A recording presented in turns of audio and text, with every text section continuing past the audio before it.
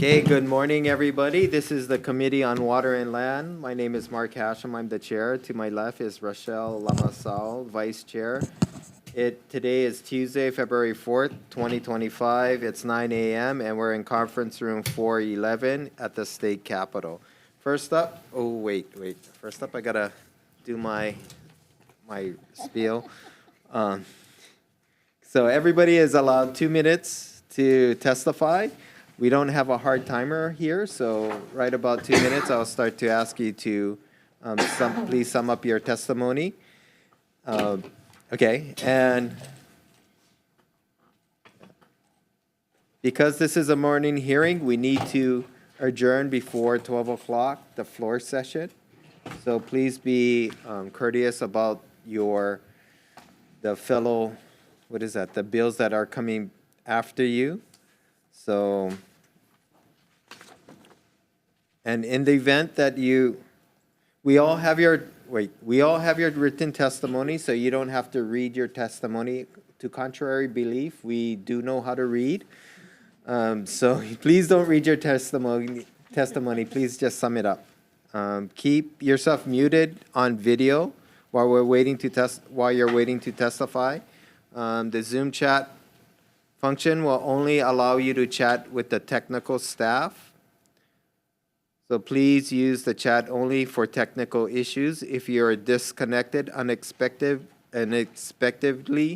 you may attempt to rejoin the meeting. If disconnected while presenting the testimony, you may be allowed to continue if time permits. Please note the House will not be responsible for any bad internet connections on the testifier's end.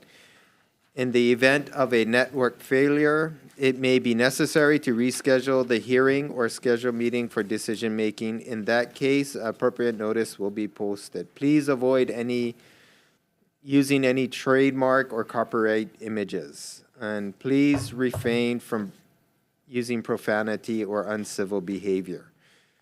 And with that, we are going to continue on. First up, we have HB 1233 relating to storm management systems. Our first testifier is Department of Health with comments. Are they here? I don't see them. Next, Keiki Injury Prevention Coalition in support. Nope. Allison Schaefer's. All right, that's you. Okay. In support.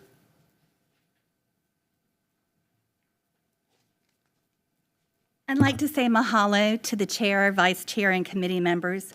Let me introduce you. I'm Allison Schaefer's. Let me introduce you to Charlotte Schaefer's, my 5-year-old daughter who we called Sharky. She is pictured by the detention pond where she died on February 28th, 2004, saving a childhood friend who was struggling in the water. She is the reason that I'm here today testifying in support of House Bill 1233. The developers in our community knew that the drain pipe in this detention pond was 89% clogged, but said the cost to fix it outweighed the liabilities. They were wrong. The clog turned an area of rolling hills between the playground and backyards in our neighborhood into a death pit. Getting out was impossible for a child and seriously challenging for the adults. It took a group of even Navy divers more than 10 minutes to find her. The bill was modeled after recommendations in the recently released Hawaii Water Safety Plan. The plan was written by the Hawaii Water Safety Coalition, which falls under the umbrella of the Hawaiian Lifeguard Association and is comprised of water safety advocates across the state. Without mitigation, these ponds are hidden hazards. They're usually located in public areas, housing developments, park spaces, often near playgrounds. So they are at risk of being mistaken for recreational ponds. Detention ponds are supposed to be dry until they need to control flooding.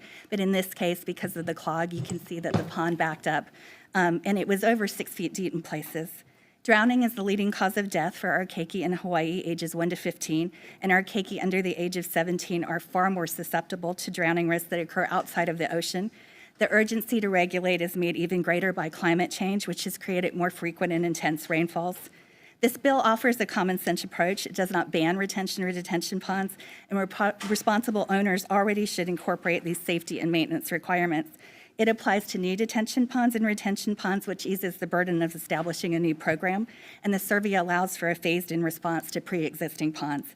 This is a important public safety issue, and it's important enough to warrant a statewide solution. If there's not a current place for it, the requirements in the Department of Health statutory mandates, one must be established, especially given Hawaii's high resident drowning rate, which is the second worst in the nation. Developers often protest that new requirements increase construction costs and their liability exposure. However, installing fencing, a life buoy, and signage would have a negligible impact on total construction costs, and failing to mitigate the risk is costly and morally bereft. After Sharkey's death, my family was awarded a $2 million wrongful death settlement, the largest at the time for a death of a child in Hawaii. I should be celebrating Sharkey turning 26 a few weeks ago. Instead, I'm testifying so that no other parent meets the hell that my family has experienced. Her absence is a loss that is felt every day, because to lose a child is to lose your future. 21 years ago, Sharkey stood on the banks of a flooded detention pond, and she saw her friend struggling.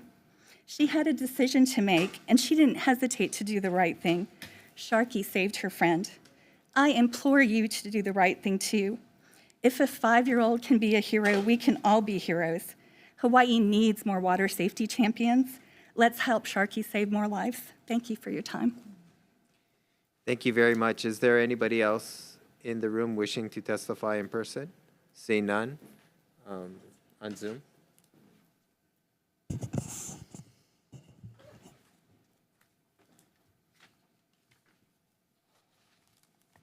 Kristen.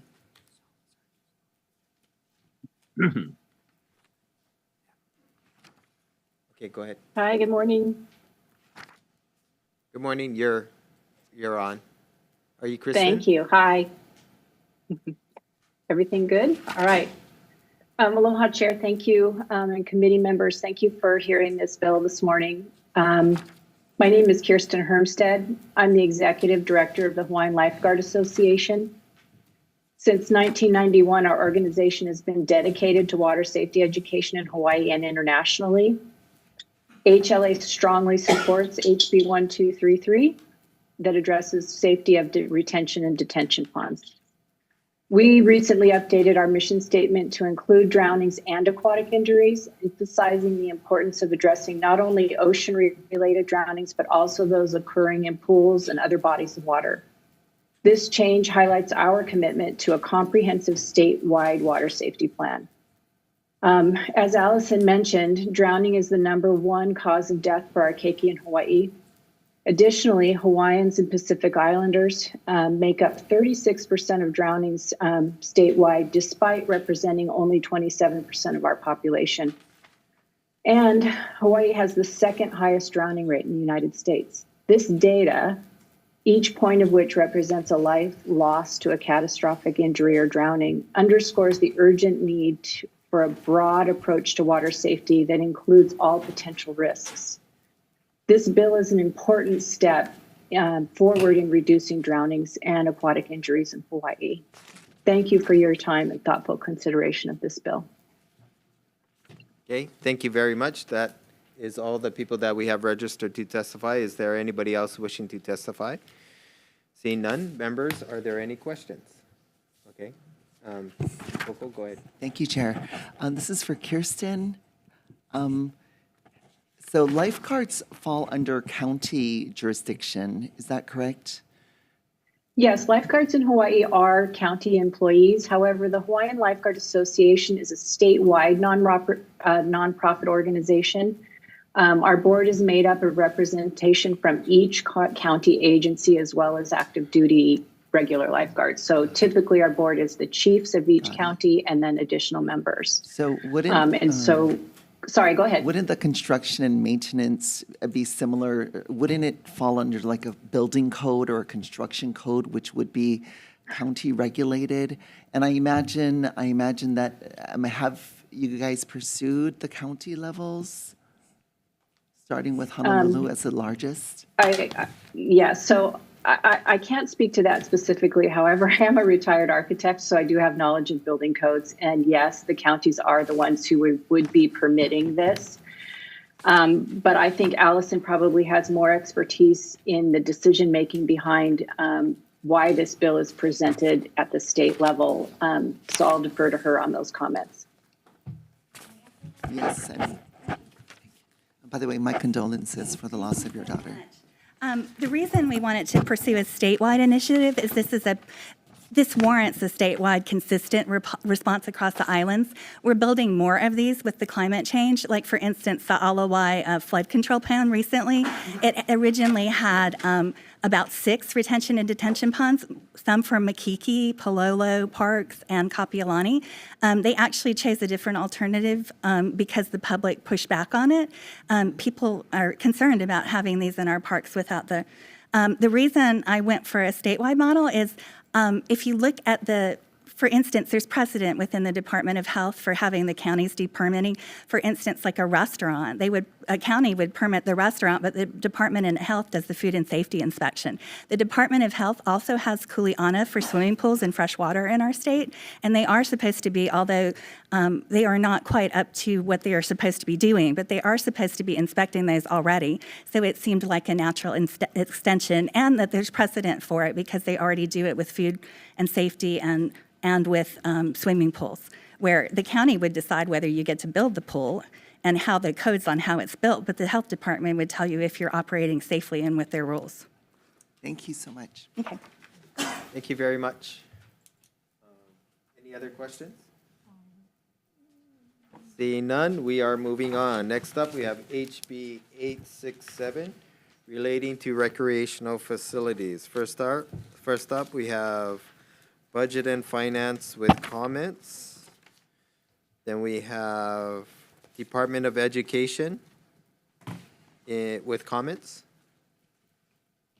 Is Department of Education here? Nope. Seeing. Next up, we have DLNR State Parks. Good morning, Chair, Vice Chair, and members of the committee. Don Shang, Chair of the Board of Land and Natural Resources. We submitted testimony with comments, and we're going to stand on our comments. I do have staff from State Parks that's here available to answer any questions you may have. Okay, thank Thank you you. very much. Next up, we have State Council on Development Disabilities in support. Thank you, Chair, Vice Chair, committee members. Dane Chupartolis, Executive Director for the Hawaii State Council on Developmental Disabilities. We stand in strong support of this proposed bill. I won't go read my bill, but I'd like to highlight at the very bottom and request that it change be named. The name special needs is really tailored toward children with medical fragile. It's really not an inclusive term, so we respectfully request that the term special needs recreation be changed with accessible recreation playgrounds. Thank you very much. Okay, thank you very much. Next up, we have one more person that registered, Kylie, in support. Good morning, Chair, Vice Chair, committee members. My name is Kylie Swan. I'm a strong supporter of this HB 867 because people need more accessibility to playground facilities without any problem with people with disabilities. We don't like special needs. Please use accessible. I'm available if you have any question. Thank you. Okay, thank you very much. And anybody, do we have somebody on Zoom? Okay, we have Hawaii Disability. Oh, you want to, okay, go ahead. Please state your name and who you represent. My name is Elizabeth Pearson. I'm with the Disability and Communication Access Board, testifying on behalf of our Executive Director, Kirby Shaw. We provided written testimony to the committee clerk to be able to distribute it to you guys. I apologize for our late testimony. We just got our board to vote yesterday on this bill.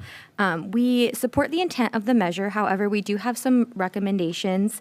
Our first recommendation is to remove state parks and replace it with county parks, as state parks don't typically have playgrounds. And additionally, county parks tend to back up right next to schools. So if there's a county park near the school, we would recommend not requiring that specific school to have the accessible playgrounds. And to make it practical and cost effective, we recommend requiring new and renovated playgrounds rather than retrofitting existing playgrounds. This is similar to requirements in the ADA when changes are made. And then our final suggestion is to explicitly require wheelchair accessible swings to make it more specific so there are clear standards for developers to ensure consistency. This could increase costs by $20,000 to $30,000 per playground, but we believe that it is necessary and the investment will significantly improve the accessibility and inclusion for children with all abilities. Okay, thank you very much. Thank you. Is there anybody in person wishing to testify? Seeing none, we're moving to Zoom. We have, who do we have on Zoom? Hawaii Disability Rights Center, is that correct? Yes, thank you. Yes, good morning. I'm Lou Erdeshek. I'm the director of the Disability Rights Center. I just want to speak briefly to the sort of the philosophical and the policy reason why this is such an important bill. The whole goal of the disability movement is community inclusion so that people with disabilities can be fully integrated, can live the same kind of life that anybody else can. And so obviously it starts when you're young. It starts when you're a little kid. And one of the main things you do when you're a kid is go out and play. So just imagine being that child in the classroom who comes lunch, comes recess, everybody goes out, they're running around the playground, they're having a good time. You're the kid who's sitting in the corner because the playground is not accessible. So just try to imagine how traumatizing that is for that child. So it's really important to create a situation where they can do what everybody else does. And the more I thought about it after my testimony, it's not just for the benefit of the child with the disability, it's really for the benefit of all of us. Because a lot of times when you don't have a disability, you tend to think of those people as being different or not like us, they're weird, there's something wrong. And so I think that the more you have children with disabilities integrated and playing in these playgrounds with all the other children, the other kids are going to start to see them as just like us. And so this is really a win-win. This really benefits everybody. And I've looked at the testimony. I've talked with DCAP. I understand there may be certain wrinkles or things that need to be done. But I think conceptually, this is a really important idea. And I would urge the legislature to advance the measure. I would certainly be happy to work with either the committee members or any of the stakeholders. If there are any adjustments to the bill that need to be made, I'd be more than happy to help. So thank you. We appreciate your support. Okay, thank you very much. Is there anybody else wishing to testify? Anybody on Zoom? No, nobody in person. Members, are there any questions? Yes, Representative Shimizu. Question for DLNR, please. The question is, how many state parks would be affected? Actually, we don't have any recreational facilities in our state parks, so the previous testifier is right. This would not affect state parks. Most of the recreational facilities are under the counties. All right, thank you. And I'm sorry, I didn't catch your name. And what, who are you with? I'm sorry. I'm with the Disability Communication Access Board. Okay, thank you. Thank you, Chair. Okay. Gentry, can you come up? Oh, sorry, wait, hold on. Members, any other questions? I have one for DLNR. Oh. I understand your testimony, but I'm thinking about Kokei State Park. If at one point in time you guys do put up a playground, would you be able to abide by what's required here? You would, right? Yes, we would. Yeah, thank you. Okay, thank you very much. Gentry, can you come up? Quick question. Can you recite the changes that you wanted? Yes, it would just be throughout the bill itself where it says special needs recreational, change it to accessible recreational. Okay. Thank you.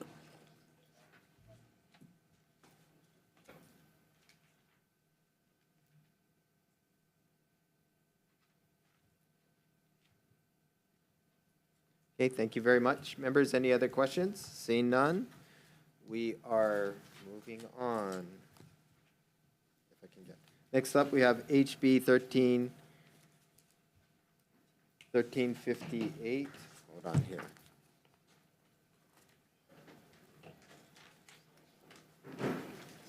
relating to Public Land Trust Working Group.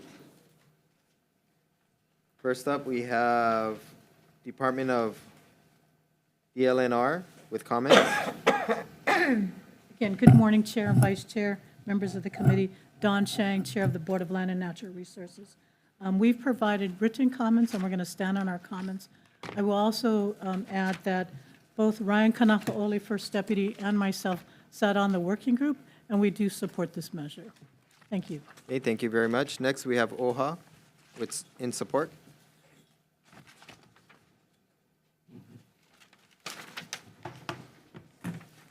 Aloha Chair, Vice Chair, Representatives. I'm Stacey Ferreira. I'm the CEO of the Office of Hawaiian Affairs, and we support on our, we stand on in strong support of this bill. I did want to provide some comments to add some context to the bill that's in front of you.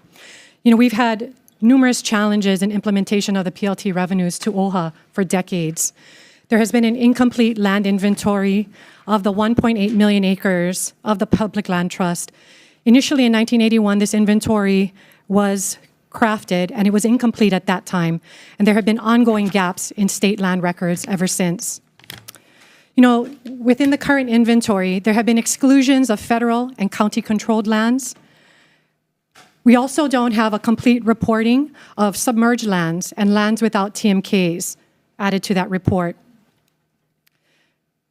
There have been inadequate payments, and in Act 226 in 2022, thank you to Senator Donovan Dela Cruz at the time as WAM chair, he raised the annual payment from $15.1 million to $21.5 million that we currently get annually today. However, that is far below what OHA believes it should be getting. I have shared with the committee NNK CPA audit.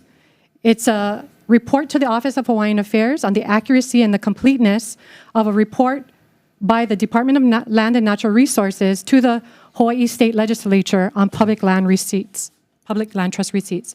I implore you to please take some time to read that. They do have a methodology in which they followed to look at all of the receipts that were being sent over to DLNR, and it is far below what OHA is currently getting. In 2016, it was found that $394 million in gross receipts were paid, implying in 2016 that $78.9 million was due to OHA at that time. If we adjusted for inflation, the amount owed to OHA in 2025 should be $98.2 million. This audit has been done. OHA funded this audit. This is just a demonstration to this committee that the intel already exists, but we will continue to push for an audit that everybody feels is fair and impartial, if that is the case. But we do have this information that really can serve as a baseline for the work that needs to be done. Ultimately, this is the law. The 20% revenues is the law.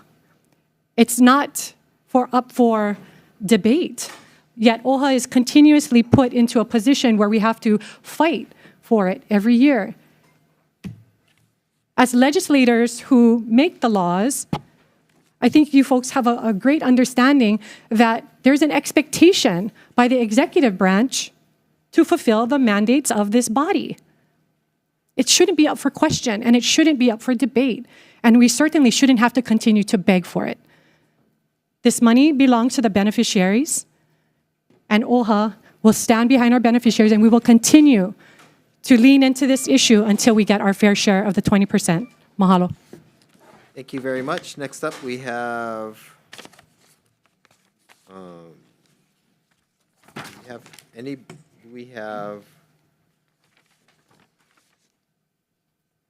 Kalahui, Hawaii, in support.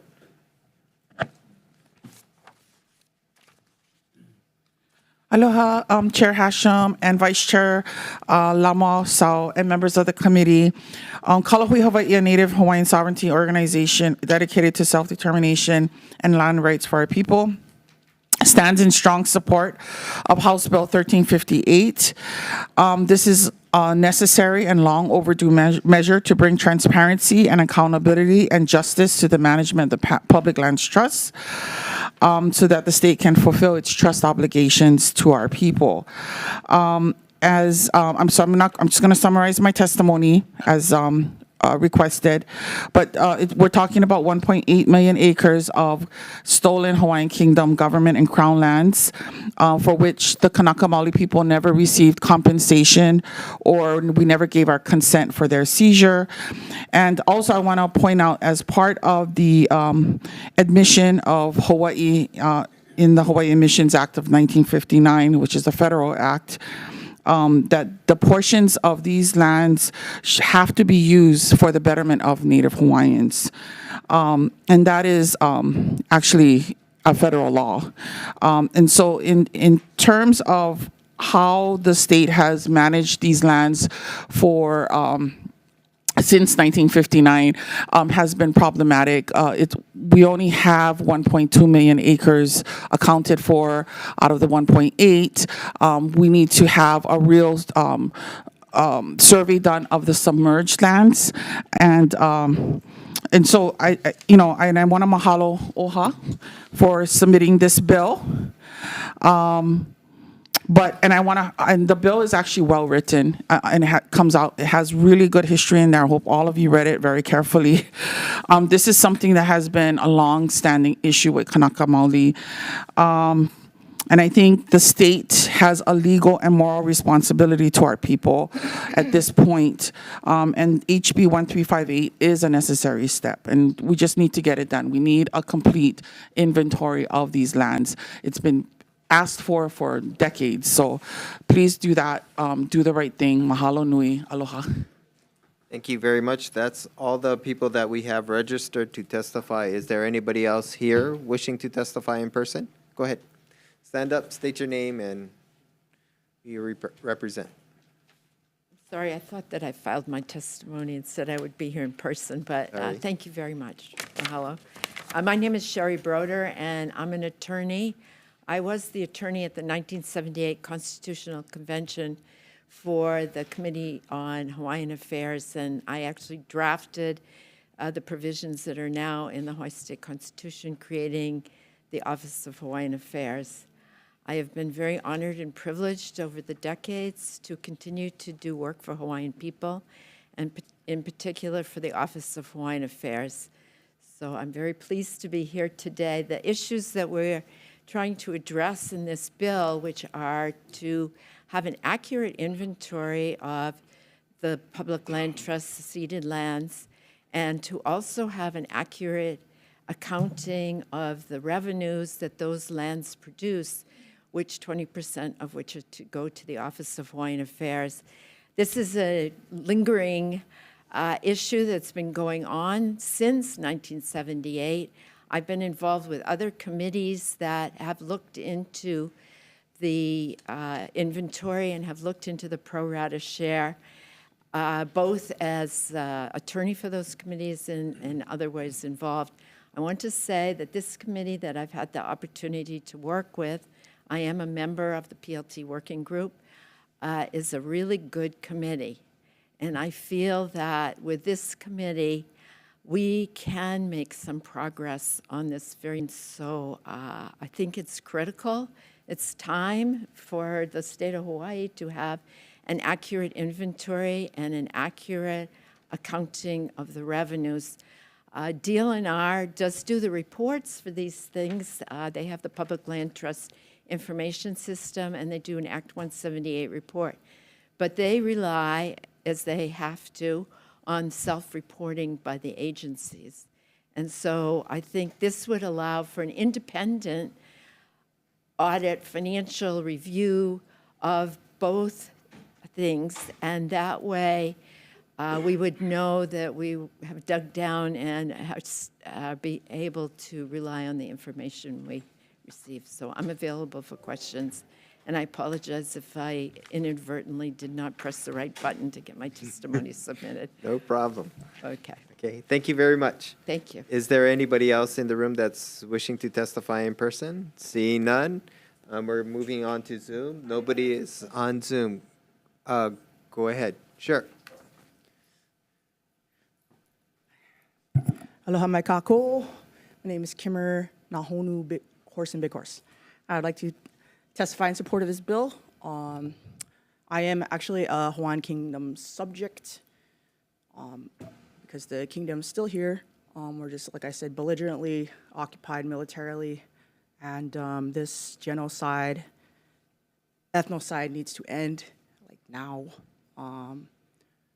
It cannot go on. We have water aquifers that are being destroyed, and not just our communities, the Native Hawaiian youth suicide epidemic. We have sex trafficking of Native Hawaiian women here. We have so many issues. We have mental health issues, depression, suicide, all kinds of issues, mental health issues, emotional disorders that are resulting from the losses of land, of money, of resources, of houselessness, and this is an urgent issue. It cannot be ignored. The result is destruction. And mahalo for your time. Mahalo. Thank you. Thank you very much. Anybody else wishing to testify? I can't see you around the corner. I only can see an arm. Go ahead.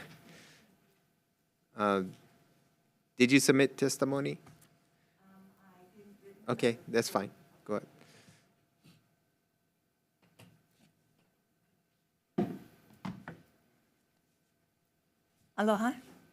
My name is Barbara Altimus, and I'm testifying in favor of this bill because I support any effort made in these islands. I support any effort to move forward ending military land leases in Hawaii. The military is testing. I'm sorry, we're not talking about military land leases. We're talking about funding OHA, and it's a different issue. We already passed that. You already passed this Yeah, one? I believe. No. Not yet? Oh, sorry.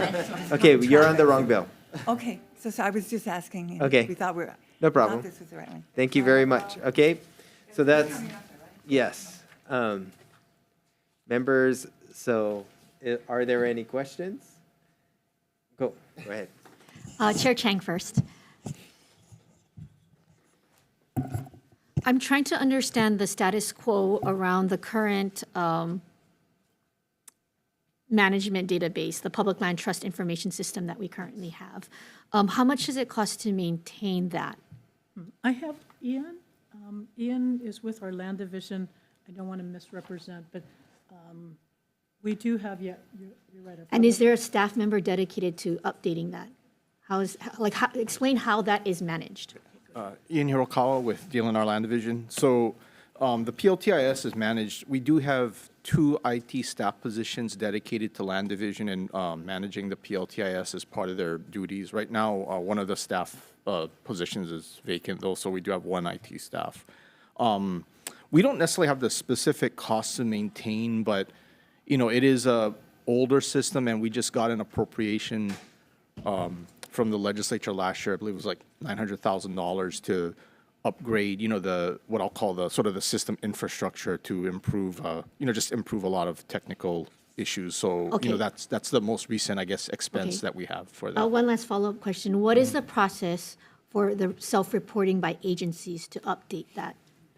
Well, I guess the agencies just provide information. I mean, we don't really necessarily have a means to enforce that. I mean, we'd like them to submit data on a regular basis, but as far as I'm not sure exactly how often it's done. Has there ever been a process, and maybe this is for the chair, has there ever been a process to annually ask agencies and counties to update that list and report that information? So there's 2 questions. So one, the inventory that we maintain, and it is of all ceded, all public lands. The self-reporting, we do provide an annual report on the revenues. So all state agencies are required to report their revenues to us, and we provide it in an annual report to the legislature. And that's self-reporting. We don't do an independent assessment of what they report to us. So they're to report what revenues they generate, and then the percentage that goes to OHA. So I may be misunderstanding your question. We gather, so the inventory of the ceded lands, that's, so agencies will provide us any information on the status of ceded lands, whether it's they're leasing it, whether they've sold it, whether there's an encumbrance on it. That's what's in our PLTIS. Separate and apart from that is the inventory, is the revenues that are generated from that. So that's been the working group's challenge, is fundamentally under the act that we were established. There's three tasks. The first task is develop an accurate account for all ceded lands in the public trust inventory. And this bill is designed to address that, is to do an independent, I guess it would be an audit or third-party assessment of the ceded lands inventory. Okay, so state's position is that that inventory that we currently have, you folks know it and it is correct and accurate. We believe it is, but we also support the work, as a member of the working group, I think we recognize that there's a lot of distrust, and I think there are members of the public that don't, that believe that our inventory is not accurate. So we support this measure, which is to have an independent audit or third party come in and develop a separate system. Okay, so the testimony about what gets self-reported is just the self-reporting of revenues. Of revenues, that's Okay. correct, that's correct. Thank you, Chair. Thank you. Okay, thank you very much. Anybody else wish, any questions? Go ahead, Representative Iwamoto. Thank you, Chair. I believe this is for Chair Chang. Regarding when a state, let's say it's a state building on ceded lands, and instead of renting out office space and collecting revenue, you're just occupying the building and you're using those facilities. So OHA would get none of that revenue in kind, so to speak, or that loss revenue, or I don't know how you want to say it, but you're saving money. So that's a good question, because under Chapter 171, DLNR manages our public lands. So there has been questions as to when we issue out land leases or for gratis, we don't charge. Let's say it's a nonprofit, we're not charging. So there has been some questions about, in those instances, we're not getting the highest and best use. We're not generating the maximum revenue. However, we believe our mission under Chapter 171 is to preserve and protect cultural and natural resources. It isn't to maximize revenue off of public lands. But whatever revenue we do generate, we do account for that and transfer 20% of that to OHA. One last question about submerged lands. Okay. And maybe this is for OHA, but what is the economic value? How are revenues being generated via submerged lands? You want me to answer I that? don't, well, whoever, I'm sorry, I don't know who can answer that. Okay, come on. Okay. Well, submerged lands, you can make money by charging cables, undersea cables, and you do charge for those. Aquaculture in the ocean, fish cages, moorings. Mining, but we don't have any leases for mining. Got it, right. So we also have submerged lands as somebody gets a shoreline easement. Let's say they're using, they built a seawall on state land. So we charge them an easement fee for that. And that's on submerged lands. Our challenge with submerged lands is they don't necessarily have a TMK. And a lot of our inventory is based upon TMK. But whatever revenue we are generating from submerged lands, like those easements, we do transfer 20% of that. But so there are different uses of submerged lands, but that's, as Sherry was explaining, the potential uses and then how we report the inventory. Well, there's also money earned by the piers and the harbors, all the harbors. So there's a lot of ways that the submerged lands do generate funding. We did do a report, the PLT working group, I don't know, it's like 17 pages long or something like that. And then I did an OHA supplement because I wanted to gather together all information that explained OHA's position But the PLT Working Group's 17-page report is something that we all agreed upon to submit. And in there is a long list of items that are actually reported by DLNR and the PLTIS website as to things that are not exactly right. Such as, if the parcel is part ceded lands and part non-ceded lands, if it's 50% or more, then they categorize it as ceded lands. The DLNR has an abstractor to make a determination, to follow the title chain and everything like that, whereas no other state agency does. So when they do self-reporting, we don't know the extent of their study, their research into whether or not it is actually the public interest. So I think for what we're trying to do, that this bill is a modest amount of money to try to make a significant step forward. But I urge you, we filed the report with the legislature, and we can send you all the link. But if you take a look at that, in there are the things, that were identified that could be improved. And the last time when OHA did an audit 10 years ago, they did find that there was a lot of errors and things like that of the financial part. And of course, I don't know if you know, but UH doesn't report at all any revenues. So, so there's just some issues.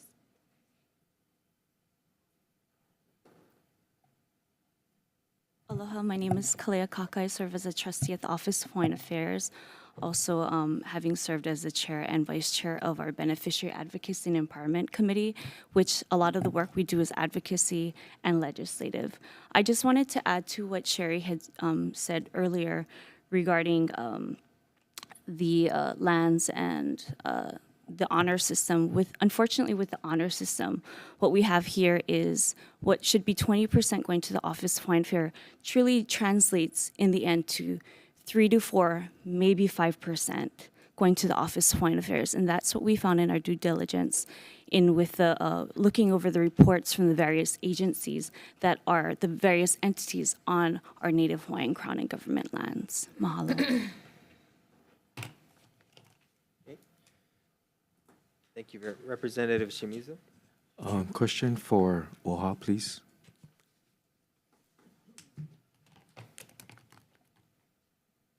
I want to honor the host nation. I'm blessed to be living in Hawaii. So this request is in addition to your other budget requests for OHA?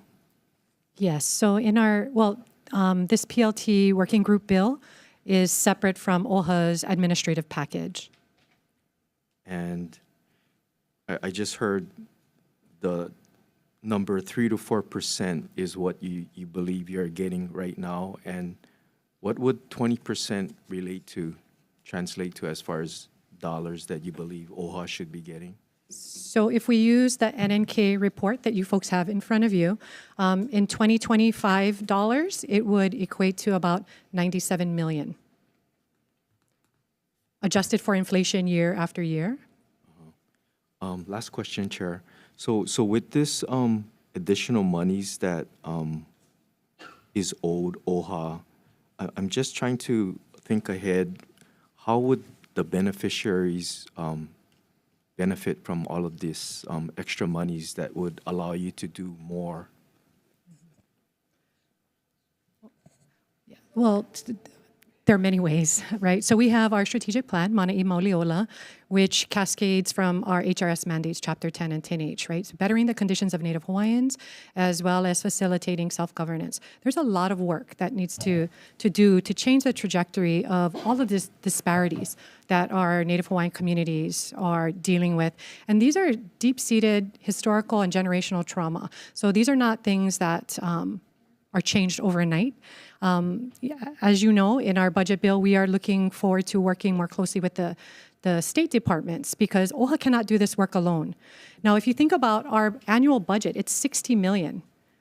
What we're asking for in this PLT bill is $97 million. Just that one annual payment is more than what in our combined funds that we're able to put towards our work every year. Yeah, thank you. I'm glad to hear you say partner with state departments because as I've been sitting on committees, I see the needs across the board. And as you say, the demographics are off balance for Native Hawaiians. So with OHA partnering to help the situation, that would be much needed, I think. So I welcome that, those ideas and those visions to help the Native Hawaiian population. Thank you. Thank you, Chair. Okay, thank you very much. Members, I just want to remind you, we were on Bill 3, and we have 16 bills on the agenda. At this pace, I don't think we're going to make it. Moving on. You already asked. Oh, it was actually a follow-up question for OHA, and I will be brief, I promise. Okay. Thank you, Chair. I 100% believe that we need to appropriate this money. And I think we do need to have an accurate inventory. In the audit, is there a possibility that as the auditor were to uncover lands that might belong into the inventory but are not currently in there, is there going to be a process to add it to the inventory, to the state inventory? Could that be done through this process? Well, I think that's pretty difficult because, you know, we're talking about 1.2 million acres of land. But there is, certainly with regard to the submerged lands and the forest lands and other lands that don't have TMKs, because the reporting system now is based on TMKs, I think that we would be able to pick up a lot of lands. Whether or not for this amount of money, other lands statewide will be picked up. I'm not sure. We'll have to work harder with the experts, but I would predict that it wouldn't be possible to do it comprehensively. Perhaps we might identify lands that aren't reported to DLNR as being the PLT, but are high-income producing lands. So, one last question, just well, because we need to move on. Okay. Can you ask that offline? Yeah, it's a question about the amount for the funding. But yes, I'll ask that offline. It's Thank you, Chair. it's in the bill. Okay. Thank you. Next up, we have HB 491 relating to land leases. First up, we have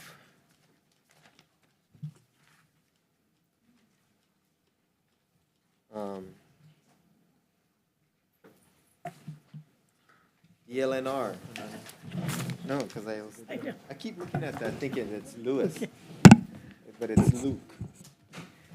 Good morning, Chair. Don Chang, Chair of the Board of Land and Natural Resources.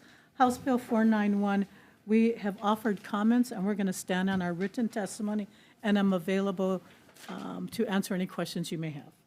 Thank you. Okay, next we have, oh, wow, okay.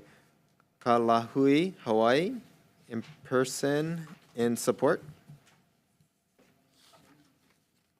Aloha Chair Hashem and Vice Chair Lamosao. I hope I'm saying it correctly. Okay. And members of the committee, Kalahui Hawaii strongly supports HB 491, which ensures public lands are leased only to entities in good standing with the state. And you have asked us to summarize our testimony, and in the interest of time, I will not read my testimony, but I do want to point out a couple things that this bill, I want to point out Pohakuloa and point out the Board of Land and Natural Resources testimony, in which they state that provisions governing the lease default process as set forth by the Department of Attorney General, lessees are required to comply with all applicable laws, and that this bill is unnecessary, and that the board already has a way to correct a lessee that may not be compliant with the terms of its lease. And I want to point out Pohakuloa because in 2018, Judge Chang did order the Department of Land and Natural Resources, the state of Hawaii, to force the military to comply with the lease, to uphold the lease. They were forced to by a judge. And then they actually appealed that decision. and it went all the way up to the Hawaii Supreme Court. So my question here, and I would like you guys to ask this question, that we know that the military has not been compliant with their leases, that they've destroyed the environment, cultural sites at Pohakuloa. That is one of the biggest examples of how this system is not working. The way that DLNR is managing, quote unquote, the leases is not working. They're not protecting our natural resources. They're not protecting our cultural resources. They're not protecting our land and our Wai. Has the DLNR ever canceled a military lease, ever? And if that is true, according to their policies, they are not supposed to allow that entity to ever have a lease again. And so this is a necessary measure to hold the U.S. military accountable for the contamination of our water, our land, the destruction of vital ecosystems that support endangered and threatened species here in Hawaii, which is the capital of the endangered species world, literally. So we need to really be maka'ala and to malama this aina and this Wai. And this is a necessary step forward, and I just want to say that. And there is the plaintiff coming on who was on that court case to testify on this as well. Thank you.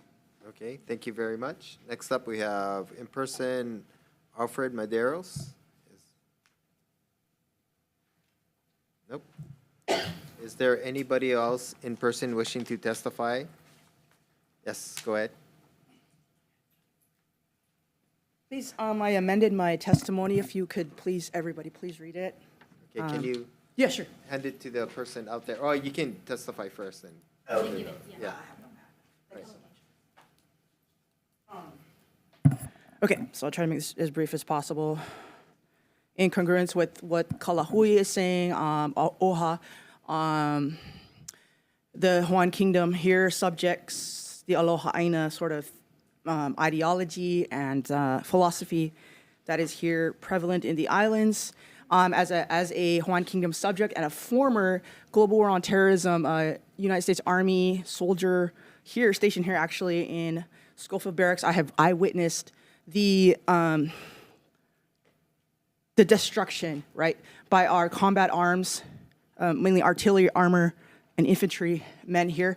They do not clean up after they have these ranges and these training exercises, heavy artillery rounds in Pohakuloa, in all over. I've done a community assessment as a sort of macro social worker around all the communities, Kahuku all over, Waianae, what's that called? The range over there, Makua. All over, right? So there's a lot of pollution. As she mentioned, there's also now depleted uranium that lasts how many, 300 years? Long time, right? So this is a serious issue, and now we have the Navy, destroying our aquifers. It's a very serious issue. Not only that, it's all related. So now the keiki and all the beneficiaries are affected, right? So I approve of this bill. We need to start taking action now. These islands will become uninhabitable like Kaho'olawe if we don't come together and we sort of at least confront the military with this sort of destructive posturing that goes on here. That's not even like they're not even doing anything here really. I don't know what the missions are. I don't know. They're just sitting here. Like when I was supervising my soldiers, there's a lot of boredom and complacency, and they're not really even doing anything in the barracks. There's barracks rapes and it affects that. Then now we have Operation Keiki Shield, right? All the pedophiles that are in the military getting, busted and the perpetrators and convicted now. Also, all these issues, right? These social issues that are happening because the military is here. The lease is up. They need to go. They can go like Fort Irwin in the desert, expand out there, destroy the sand out there. I don't know what they're going to do out there. But we don't have any room for them here. Sorry. We have an Aloha Stadium about to be built. We have so many, other projects. We have cesspools. We have so much pollution here. There's overpopulation, right? Do you understand what I'm saying? Okay. Mahalo. Mahalo for your, please read my testimony. Mahalo. Thank you very much. Next up, we have Greenpeace Hawaii, Dave Mullenix on Zoom. Aloha. Chair, thank you for hearing this. Okay, sorry. Go ahead. Okay, okay, thanks. Thank you for hearing this important legislation, and thank you, Representative Inamoto, for introducing it. I'm going to be really short. The testimony was incredible. We have such well-educated people here in Hawaii who understand exactly what the problems are, and they've articulated it so well. The main thing to realize is that the U.S. military is the biggest polluter organization in the world.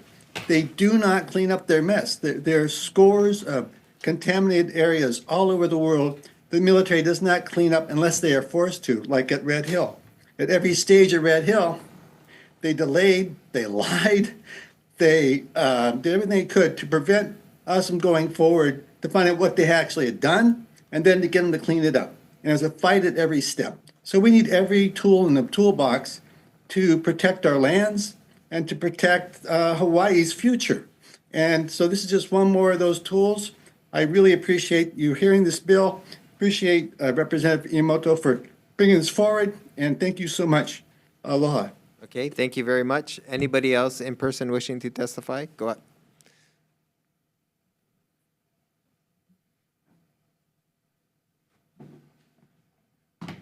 Aloha. My name is Barbara Altimus, and I'm here to testify in favor of this bill because I support any effort made to move forward ending military land leases in Hawaii. The military testing of bombs in these islands has brought only pain, suffering, and destruction to the people, all living beings, and the Aina. The damage is irreparable, and the lives impacted by this desecration is passed down from one generation to another, causing so much hardship. The bombs tested in Hawaii are used in Gaza and the West Bank, further perpetuating unimaginable horrors and suffering. In little over a year, more than 47,000 people are reported killed by these bombs, and the number is estimated to be much higher.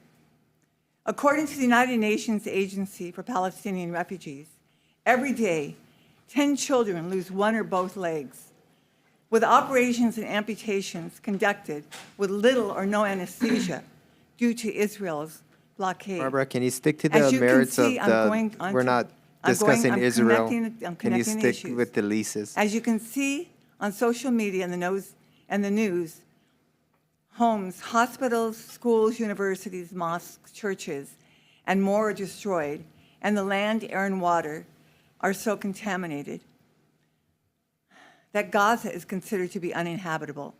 I've witnessed a cycle of creating these bombs, starting on Native American land, where indigenous people have been poisoned by the mining of uranium and other materials to make the bombs. Tested on Kanaka Maoli lands, where the toxic white phosphorus and depleted uranium poison the land, water, air, and all living beings, and dropped on Palestinian lands, killing, maiming, and ultimately destroying almost everything. Before the illegal overthrow of the Hawaiian Kingdom and military occupation, Kanaka Maoli lived in balance with the land, making it possible for future generations to thrive, and not only feed and care for themselves, but export to other nations in the world. As a result of the illegal U.S. occupation and militarization of Hawaii, today these islands are facing a critical point, standing at the edge of the cliff, choosing to save itself from going over the edge by learning from the original inhabitants of these islands how to live sustainably and in balance, or to believe in the illusion of egoic power and continue to bomb itself into extinction. Let's stop the cycle of pain and destruction, end the military land leases, and become the human beings we are meant to be, caring for the land and one another with kapu aloha. Thank you. Thank you very much. Is there anybody else wishing to testify? Is there anybody else on Zoom? What's her name? Russell, Ella Russell, are you on?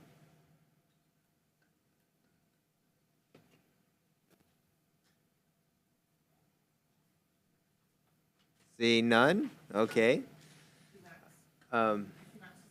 Auntie Max? I'm over Auntie here. Max, are you on? Okay. Thank you very much. Go ahead. Aloha, aloha, aloha, everybody, and again, here I am again, but thank you. Let's start with, I want to take you on Hawaii. 1893, the attempted overthrow of our queen, military arrest. And we're going through the years of what the military has done.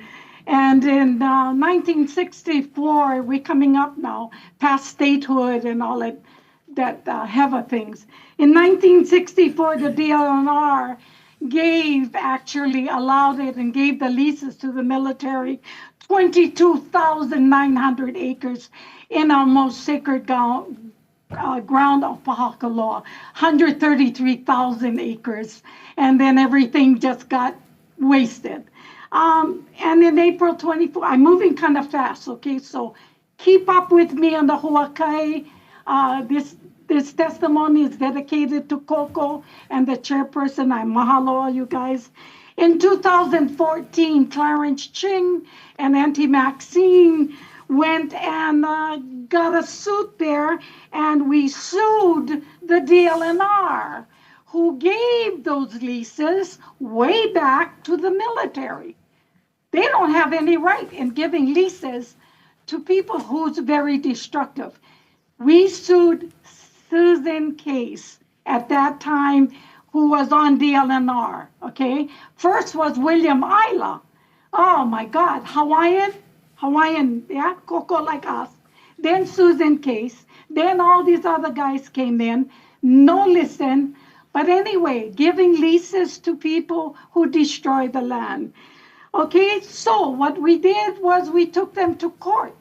And on April 3rd, 2018, we went to Judge Chang's circuit court. And what did he say? Malama'aina. Take care of their land. What's the matter with you, DLNR? And then he writes inside here. Auntie Maxine, can you sum up your testimony? Oh, that passed already.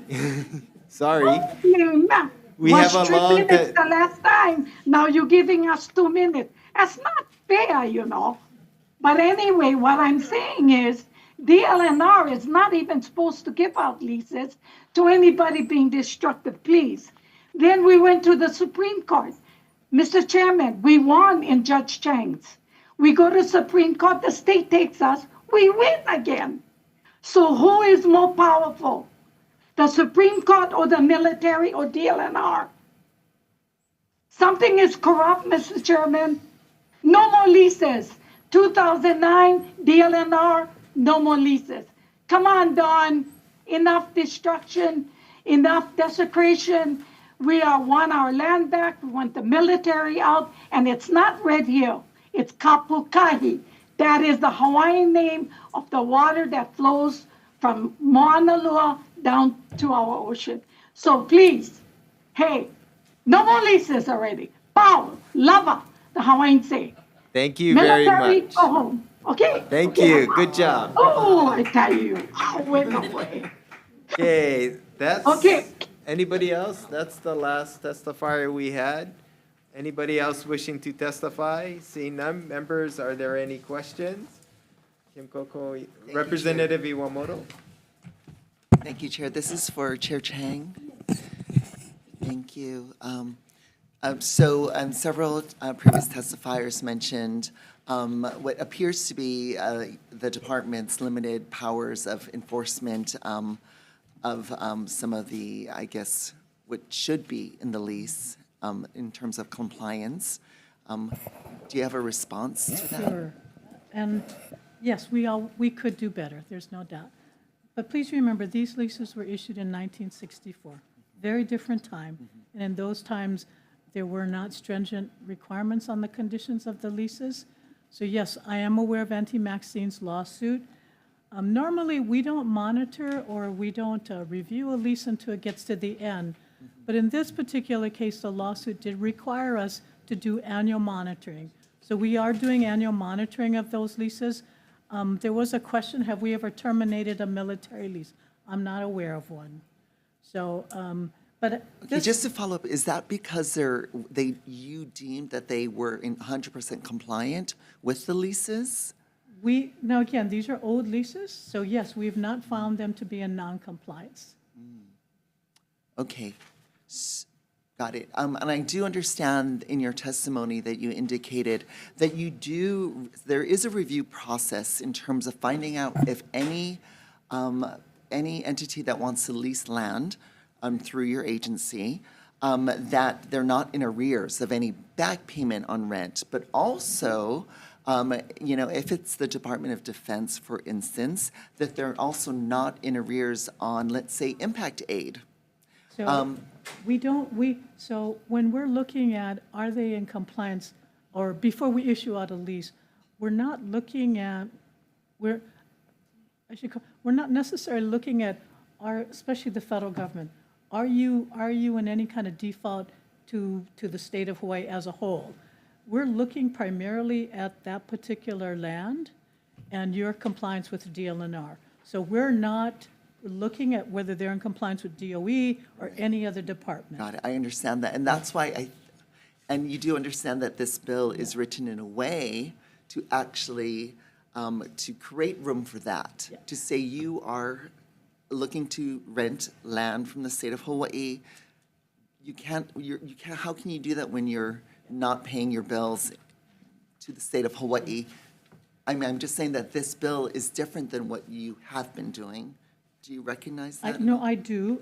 I think that but nonetheless, this bill will apply to all of our leases. Correct. So I think you're throwing out a very big net that will affect farmers, ag users, recreational users, that I'm not too sure if there's a clear understanding of an unintended consequence.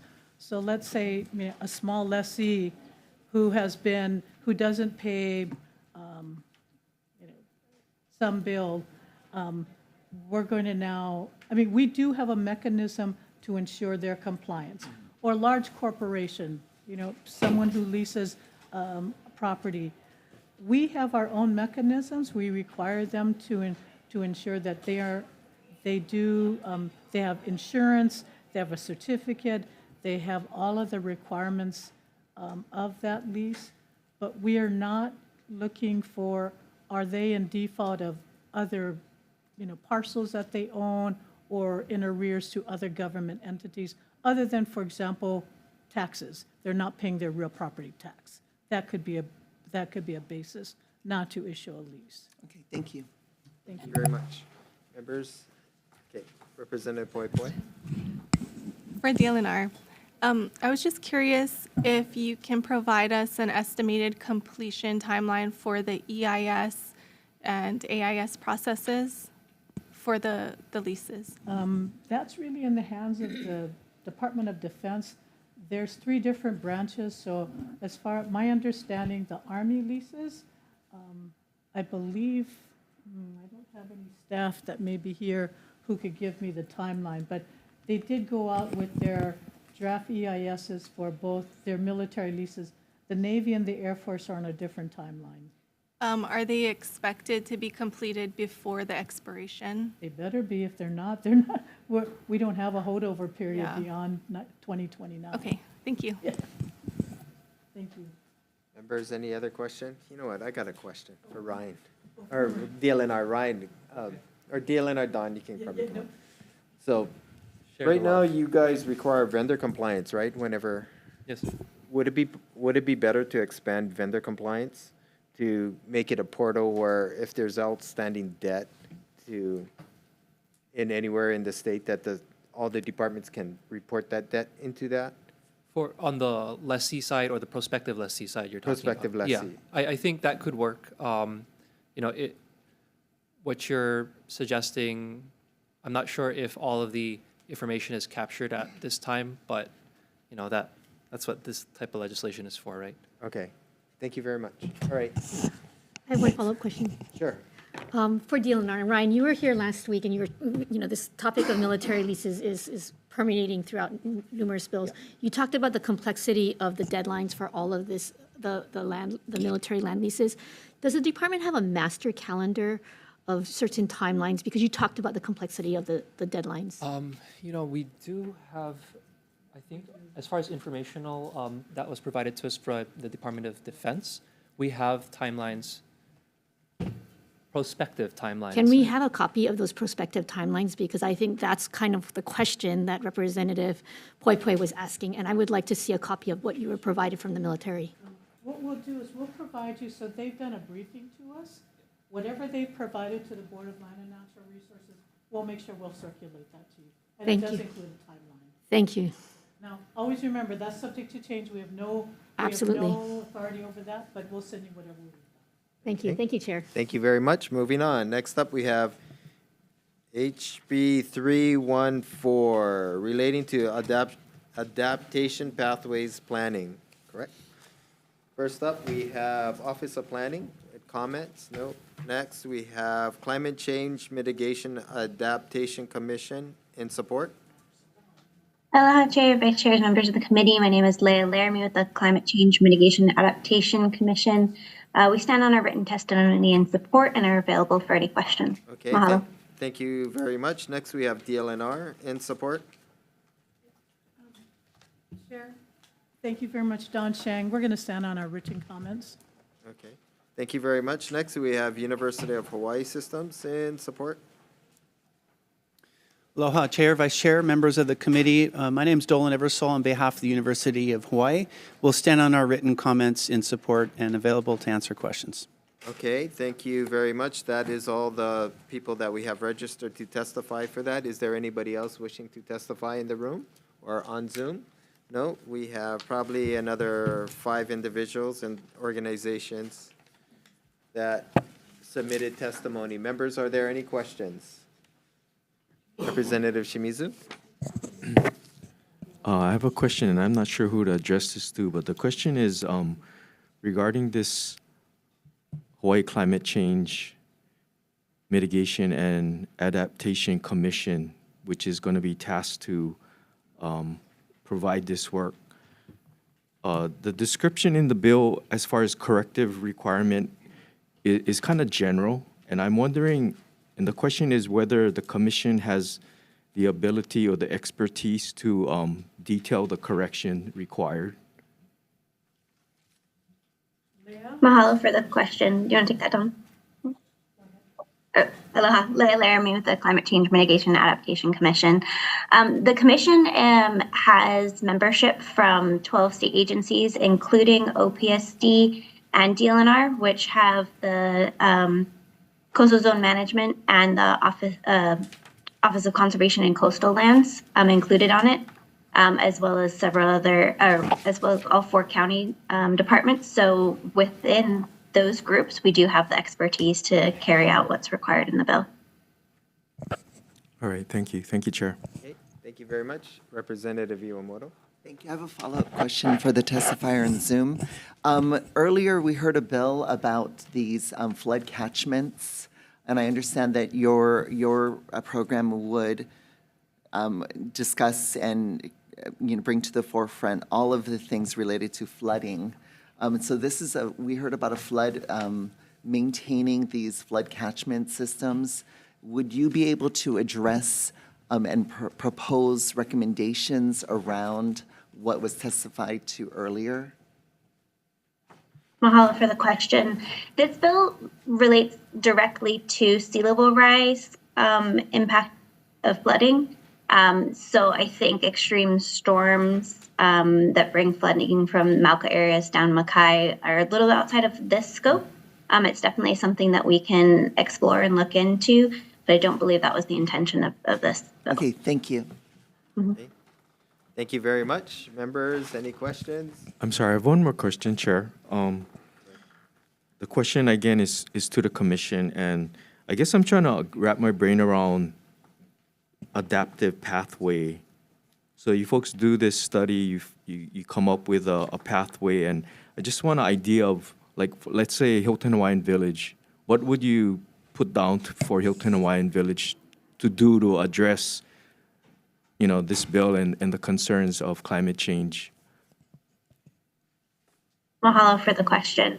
And, I think that the intent of this is that every shoreline has a unique trigger or requirement So it would depend on the rates of erosion of the shoreline. It would depend on the rates of sea level rise in that area.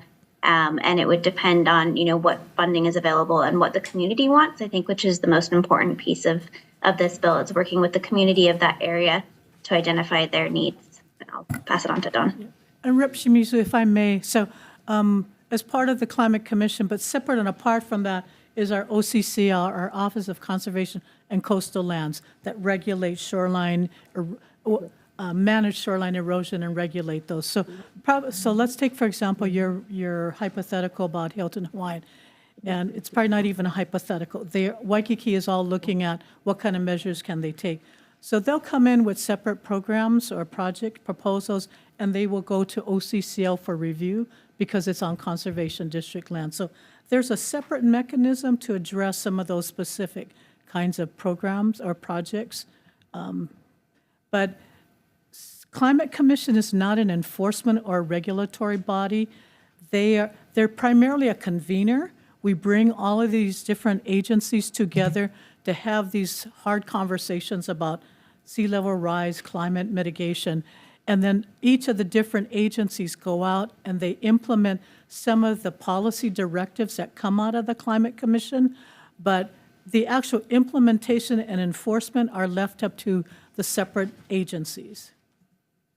So it's more like a recommendation than. Yeah, or we try to do so this adaptive pathways is like a framework upon which to guide all of the different agencies on addressing sea level rise and climate mitigation. Okay, thank you, Thank Chair. you. I need to educate myself offline. Thank you very much. We will invite you to the next meeting. Moving on. Next up, we have HB 732 relating to shoreline management areas. First up, we have Office of Planning and Sustainable Development with comments. They're not here. Next, we have, we have Maui Office of the Mayor on Zoom? Nope. Okay. Is Maui on Zoom? Anybody? Is there anybody on Zoom? No? Okay. We have probably about 10 testimonies in support. Is there anybody in the room wishing to testify? Seeing none. Members, are there any questions to nobody? Is there no one from Office of Planning and Sustainable No, they're not Development here? even on Zoom. We have subpoena powers. Do you want to subpoena them? Yes, we should. Okay, moving on. Next up, we have HB 1137 relating to restoration of beach lands. First up, we have DLNR. Thank you very much. In person. In Thank person. you very much. No subpoenas are necessary. In fact, I brought everybody, our entire department is here. Thank you very much, Chair Don Chang, Chair of the Board. Thank you very much, Committee. We're going to stand on our written testimony. Thank you. Okay. But we are available if you have any comments. Okay, thank you for being here. Next up, we have University of Hawaii in support. In person also. We don't That's have to right, subpoena in you. person. Again, Dolan Eversole with the University of Hawaii will stand on our written testimony in support. Okay, next we have an individual, Tiare Lawrence, in support. And that's all the written testimony that we have for this bill. Is there anybody else in the room or on Zoom wishing to testify? Seeing none. Members, are there any questions? Yes, Representative Shimizu. Question, DLNR. Just wondering who's gonna do this work? Who is going to be responsible to do this This work? will be our division, Department of Land and Natural Resources, in particular, our Division of Conservation and Coastal Lands. All right, thank you. Thank you, Thank Chair. you. Okay, thank you very much. Next. Oh, I have a question. Oh, For sorry. DLNR. Representative Poi Poi. So the bill talks about activities related to beach restoration. Can you, I guess, describe some of the activities related to placing sand from an approved outside or adjacent source? What does that mean? Thank you, Rep. Poi Poi. Michael Kane with the Office of Conservation and Coastal Lands. The current definition of beach restoration involves placing sand or moving sand around. So it can be offshore sand, It can be beach-appropriate sand from a quarry, although there's not many that are culturally appropriate. It can be clearing beach-appropriate sand from a stream mouth. We want to expand the definition of beach restoration to include dune restoration or removing derelict man-made structures. So this will help us like expand the projects that we can invest in under the guise of beach or beach protection. Is that? Okay, thanks. Thanks. Okay, thank you very much. Members, any other questions? Seeing none, we're moving on. Next up, we have HB 878 relating to landfills. First up, we have DLNR. Thank you very much, Chair. Don Chang, Chair of the Board of Land and Natural Resources. We're going to stand on our written testimony, and we've provided comments, and we are available should you have any questions. Okay, thank you very much. Next, we have Department of Health with comments. Good morning, Chair, Vice Chair, members of the committee. My name is Glenn Hawai'i with the Department of Health. The department stands on its written testimony, providing comments. We apologize for the late submittal. We experienced technical difficulties, but we do appreciate the opportunity to provide our testimony, and I'm available to answer any questions. Mahalo. Okay, thank you very much. Next up, we have in-person ironworkers with comments. Good morning, Mr. Chair and committee members. My name is Cliff LeBoy, Ironworkers 625 Stabilization Fund. I'm here on behalf of George G. Paris, Managing Director of the Stabilization Fund. We will stand on our written testimony. We just will have one comment, is to leave Act 73 as it is. Thank you. Okay, thank you.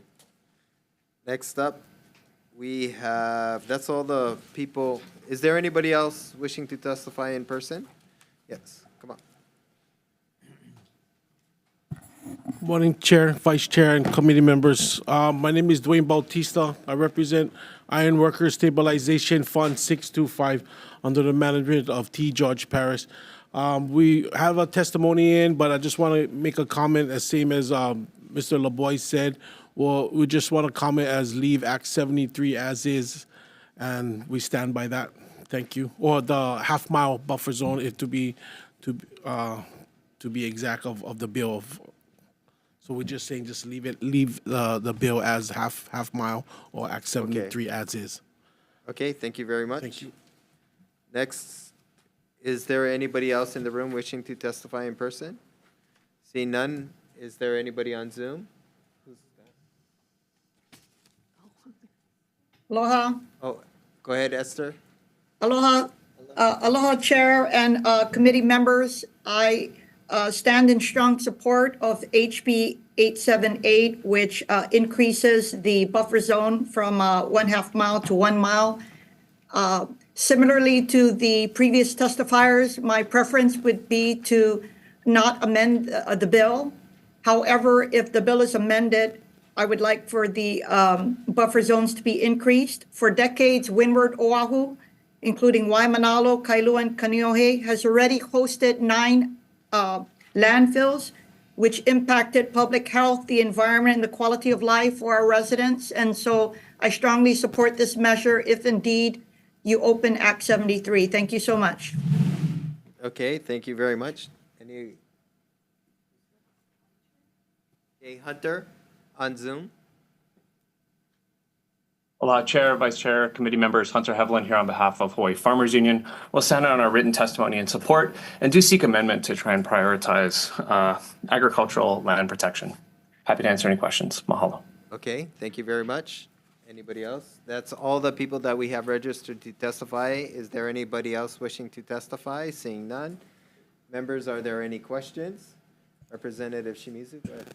I have a question for a council member. The question is, how does this bill, if implemented, affect the site that the city recently selected? You mean with regard to Wahiwa? That's correct. I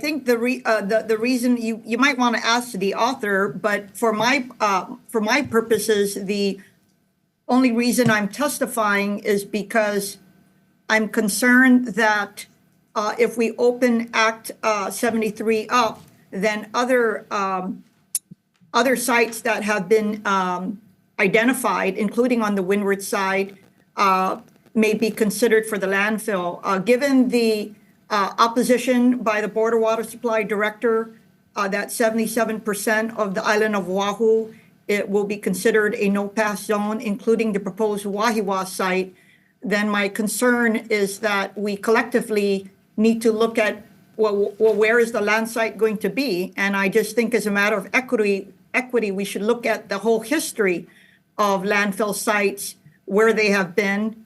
And I think that the legislators have wisely put into place Act 73, which also provides us safeguards to protect our communities with the half-mile buffer zone from schools, hospitals, and residents, and I would like to keep it that way. Having said that, because I see several bills being considered, which I adamantly oppose, the only bill that I do support is this bill because it provides a buffer for our residential communities. Okay, thank you very much. Right. Since we're only allowed one question, I guess, Councilmember Ki'aina, this question is going to be for you. I want to be very clear. If this were to go forward, does this proposal allow the current landfill site to then be extended and then therefore set into process of that where the city council might say the landfill then can be removed? Again, I'm just looking at the buffer zones. I'm not looking at all of the current. I'm just opining on Act 73 and its allowances. I'm not in any position to be opining on the current landfill or the proposed Wahiwa site. Thank you. Thank you, Chair. Okay, thank you very much. Members, any other questions? You seem like you really want to. Go ahead. Thank you. I have a question for the ironworkers. I'm sorry, it looked like you wanted to respond to something. What were you going to say? No, we just stand as do not amend Act 73, and we'll just leave it at that. Can you tell me what the ironworkers, how does it affect your industry? Well, a lot of our members, I would say a few hundred of members and family live out on the west side, especially where PVT's at, and they're within the half mile. I mean, they're within the buffer zone. So, but as currently right now, we're just gonna stand as do not amend, and that's what we was told, so that's what we're gonna ride all day. As of currently right now, we're not gonna amend Act 73. Thank you. Thank you. Okay. I have a follow-up. Go ahead. Dwayne, I have a follow-up. I just want to make very clear, you guys are in opposition to this bill? No, we're not in opposition. All we say is it's a comment based off of do not amend Act 73.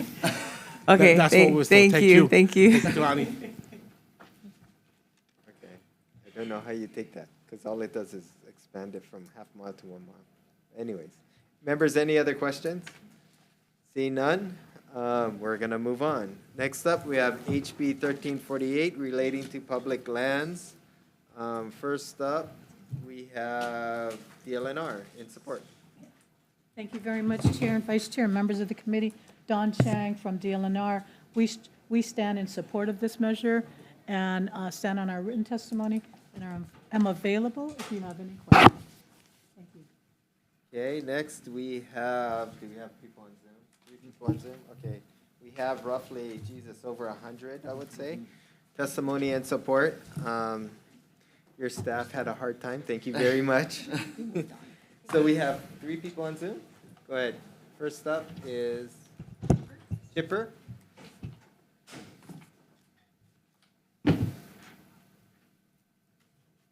Hello, can you hear me? Yes, Chipper, you're on. Okay. Aloha, member, chair and vice chair, members of the committee. I stand on the testimony that I supported, but I'd also like to add a real mahalo nui to Rep. Morikawa for the introduction of this bill. It's been needed for a long time. In fact, many of us have been working towards this day for 20 years. And I'm in awe, really, of the diverse testimony that you've received. 185 testifiers from all walks of life and from communities around the island of Kauai. And that's in spite of the fact that Koke only got power and communication back yesterday after 6 days of no power because of the storm. So a lot of people were hampered in their ability to get testimony in. You can see how important this issue is to the people of Kauai. I personally have worked with State Parks leadership, Kurt and Alan and Chair Chang, to discuss and develop essential reforms for how State Parks manages this unique historic resource.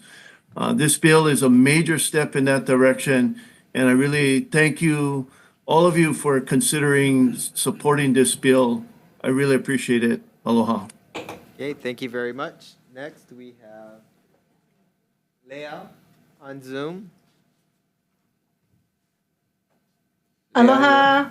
Go ahead. Aloha, Chair and Vice Chair and committee members. My name is Leah Weldon, and I am in strong support of HB 1348. I submitted a written testimony, but in short, I just want to say that I was there at the auction and I had my hopes up and my dreams of getting a Koke'e cabin very quickly shattered. And I just think that it's so important that we make it a better process, because the last thing that our community of Kauai needs is to have all the people that are moving here and buying all the houses and driving up the housing costs, taking all of the Koke'e cabins as well. So I strongly support this bill, and mahalo for your time in hearing it, and I hope that it passes. Okay, thank you very much. Next, we have Joanne on Zoom. Aloha, can you hear me? Aloha, Yes. Chair, Vice Chair, and committee members. My name is Joanne Kaona, and I am strong support of this bill. I was born and raised here in Kauai. I currently live in Anahula, and I work at the Waipa Foundation, where we are stewards of this aina, and we get to work with keiki of the community and teach them about stewardship. And one of my favorite things is to bring them out to Koke'e. We've gotten to work with DOFA, doing trail maintenance, and other Malama Aina projects. And I was in a hui, part of a hui with 3 other family members, hoping to lease a cabin during the spring auction, but it was clear that our budget was nowhere close to where it needed to be. And it was heartbreaking to see the way the auction went down, and realizing that I and many other local Hawaiian families would never be able to afford leasing a cabin in Koke'e. And so that's why I support this bill. And I think making it a lottery process would be much more fair and give local families at least a chance to lease a cabin. And I believe it will ultimately be better for the future of Koke'e. Mahalo for your time. Okay, thank you very much. That is all the people that we have registered to testify. Is there anybody here wishing to testify? Seeing none, members, are there any questions? Representative Iwamoto. Thank you. This is for Chair Chang. In the bill, it mentions fair market value. So in lieu of a bidding war that drove prices up to $40,000 annually, land on Kauai is really expensive. So, and some of the homes are really built up. I mean, is it possible that some of the properties, the fair market value might be $40,000, or is that no way? Is it going to be way more affordable using this new formula? We suspect it will be much lower than that. It's going to be based upon an appraised value that we independently hire. That's correct, right? Come on up. So this is Alan Carpenter. He's our one of our administrators with State Parks who's been working on this a long time. Thank you. Good morning. Alan Carpenter, Assistant Administrator with State Parks. Great question. So the appraised value for these are as recreational residences, which means you cannot live in them. So it keeps the values low. So, and just to sort of reiterate what you heard, I was at that auction and I watched the prices go from $4,000 to $40,000 in 2 minutes, right? So we do not want to see that happen again. But the main point is that the appraised value was $4,000. Thank that was you. the opening bid. Yeah. Great, thank you so much. Thank you. Members, are there any questions? See none, we are moving on. Next up, we have HB 1141. Is that correct? A 1141 relating to updating public land leases issued pursuant to Chapter 171. It's me again. Okay, first up we have Good You're morning, quicker Chair. than I am, because No, I gotta no, go no, through no. all these 180 least testimonies. Hold on.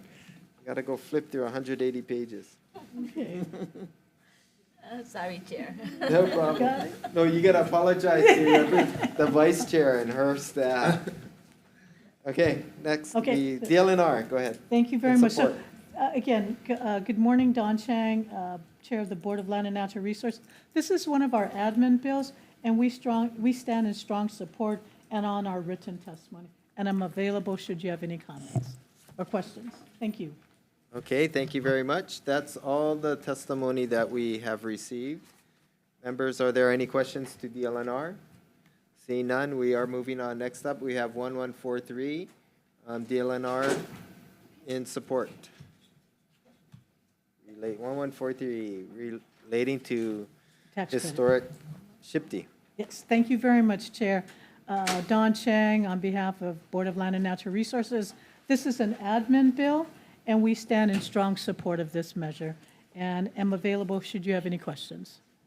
Okay, thank you very much. Next, we have Department of Tax with comments.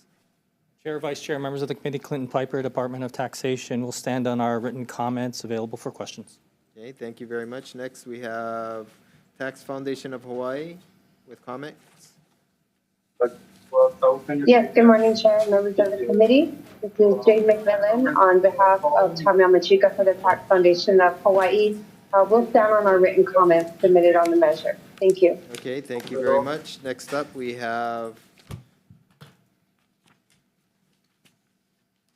Historic Hawaii Foundation in support. No? Is anybody else on Zoom? Is anybody else in person here wishing to testify? Seeing none, members, are there any questions? Go ahead. For Chair Representative Chang, Morales. so it's an income tax credit for amounts expended on renovations. My understanding of the historic qualities is that it's about preserving the exterior facade, or is it also interior? I think it's also the interior, so it's also the interior. So if somebody. Okay, I'm sorry. And this is a much more qualified person than I am. This is Jessica Puff. She is she's actually an architect historian, but she's the administrator of SHPT. So I'll let her answer questions before. Just to expand on what Chair Chang was saying, the historic preservation tax credit takes into consideration anything that's considered to be a qualified rehabilitation expense. It can be interior or exterior work, but it has to be work on a building or a structure of some kind. Right, but say the exterior of my home is preserved and it's historic and it's amazing. Yes. But then I want to do this totally modern kitchen inside. Am I allowed to do that? You can do your modern kitchen, but the modern kitchen itself, the expenses, the cabinetry, the appliances, things like that, they wouldn't contribute to your overall qualified rehabilitation expense. So if you were to, though, restore, say, original wood floors or do some restoration or weatherization work on interior windows, maybe you had to put in new glass or glazing, maybe you had to put in new sealant, maybe you had to put on a new roof, or even repair some interior wall work, get rid of lead paint or asbestos. All of those expenses would go towards your qualified rehabilitation expense. It's just the new modern materials. You could use them, but they just wouldn't count towards your total for the credit. Good question. Thank you very much. Members, any other question? Representative Shimizu. Question for DLNR. I was just wondering, how come it's only 6 years? Oh, sorry. So we asked for the allotted time in the bill because it echoes the previous tax credit program, which I think gave us, I believe, 5 years. I think last legislative session, we asked for a longer duration in time and a higher cap, but that bill didn't seem to go very far. So we're asking for essentially the program to be extended for the same amount of time that it was created for before at the same cap. Got it. Thank you. Thank you, Chair. Okay, thank you very much. Any other questions? Seeing none, we are moving on. Next up, we have HB 114, no. Next up, we have HB 533 relating to historic property.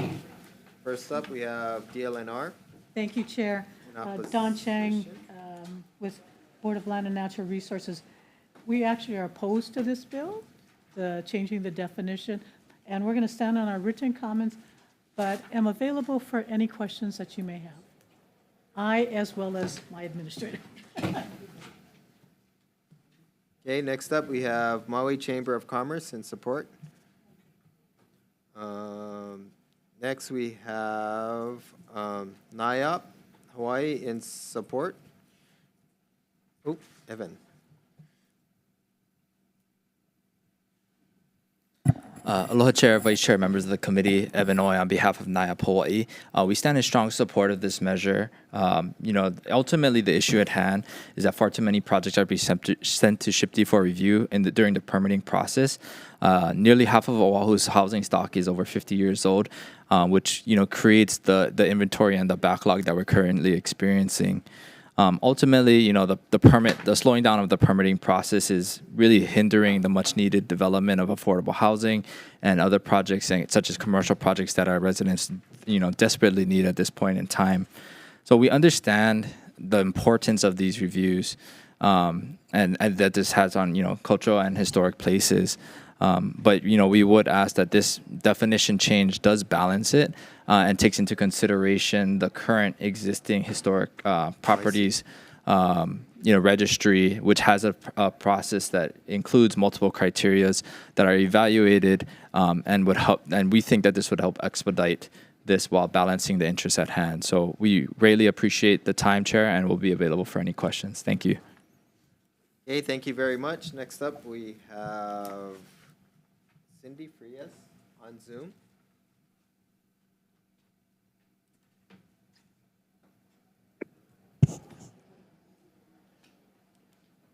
He mele komo, a he mele aloha, no nā kupuna I ka au I hala, aloha mai kaupo. My name is Cindy Freitas. I'm a Native Hawaiian descendant of the native inhabitants of Hawaii prior to 1778. I'm also a culture practitioner from Mauka to Makai in many different levels. I'm in opposition for HB 533 due to the fact the shift towards excluding post-statehood properties may be seen as focused too narrow on one period of history and ignoring the ongoing cultural evolution that has shaped Hawaii over the past several decades. While it's important to preserve property that predate statehood, groups advocating for the recognition of post-statehood, properties might argue that it is equally essential to preserve and protect the landmarks that reflect the continuing development of the state's diverse culture and historical landscape. Mahalo. Thank you very much. That is all the people that we have registered to testify. Is there any members here wishing, not members, is there anybody in the public wishing to testify? Seeing none, members, you can testify too if you wish. Members, are there any questions? Go ahead. Question for Naya? Naya. Naya? Thank you. Oh, yeah. Naya. Naya. Evan, right? Yeah, thank you. My understanding is that as a historic home, like you choose to have your property, and can you declassify your property? I mean, if you are the new owner and you want to do some renovations or something, can you voluntarily declassify? Only because my point being, like, if you can, but the owners of the properties that you're trying to do work for and get permits for they're keeping that historic classification. There's pros and cons. They get tax breaks, but then things take longer. So, do you know what I'm getting at? No, I appreciate your question, Representative. I'm not entirely clear on the declassification process on that regard and whether, you can take land on and off the registry. I think when I was speaking to the portion on the registry in this regard, it was more to allow buildings, such as buildings after post-statehood day to be classified as historic buildings and go through the registration process and then allow, to prompt SHPD review. But in terms of declassification, I'm not entirely clear on that, but I can circle back to you on that if you'd like. Okay, then, Yeah. sorry, then DLNR. Okay. Okay, sorry, but,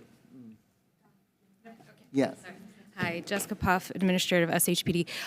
So you can, for any property that's listed in the Hawaii Register, there is a delisting process. We just went through it for the Falls of Clyde. So essentially, it's the reverse of listing. You would take a proposal to the Hawaii Historic Places Review Board saying why you wanted to delist your property, and they would vote on delisting it. That being said, if a property is listed in the Hawaii Register and Hawaii Revised Statutes Chapter 6010 is triggered in terms of having to do a review of the project, that review doesn't prevent you from doing whatever you want to do to your property just because it's listed. You could demolish it even though it was listed. It would just require for you to go through the 6010 process. I believe what some of the supporters of the bill are commenting on, though, is just the trigger for anything to come to our office under Hawaii Revised Statutes Chapter 6042, which is a permitted project. And that is up to the discretion of the counties to submit those permits or require those permits to come to us if they involve projects that are 50 years old or older. That being said, as just a comment to another comment that was made, affordable housing projects, as an example, are typically high-density projects, and many of them are towers that are tall, which require ground disturbance. Even if this bill were to be passed and the change of statehood would happen, those projects would still have to come to us under 6042 in order for us to do an evaluation as to whether there's subsurface historic properties or EV that would be impacted. Thank you. Representative Shimizu. I have a question probably for historic. I'm sorry, I should have had you stay up there, but if this bill passes, would somebody still be able to apply as an exception to qualify as a historic classified place?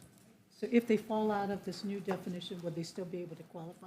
I believe they still could if they met the criteria. Well, they wouldn't be eligible for the State Register of Historic Places anymore. They would only be eligible for the National Register of Historic Places, if that's your question. So if this bill passes, the way that historic property is defined and the way that we list historic properties in its current language, it would, one, make ineligible any property that is younger than statehood. So it was determined historic after statehood.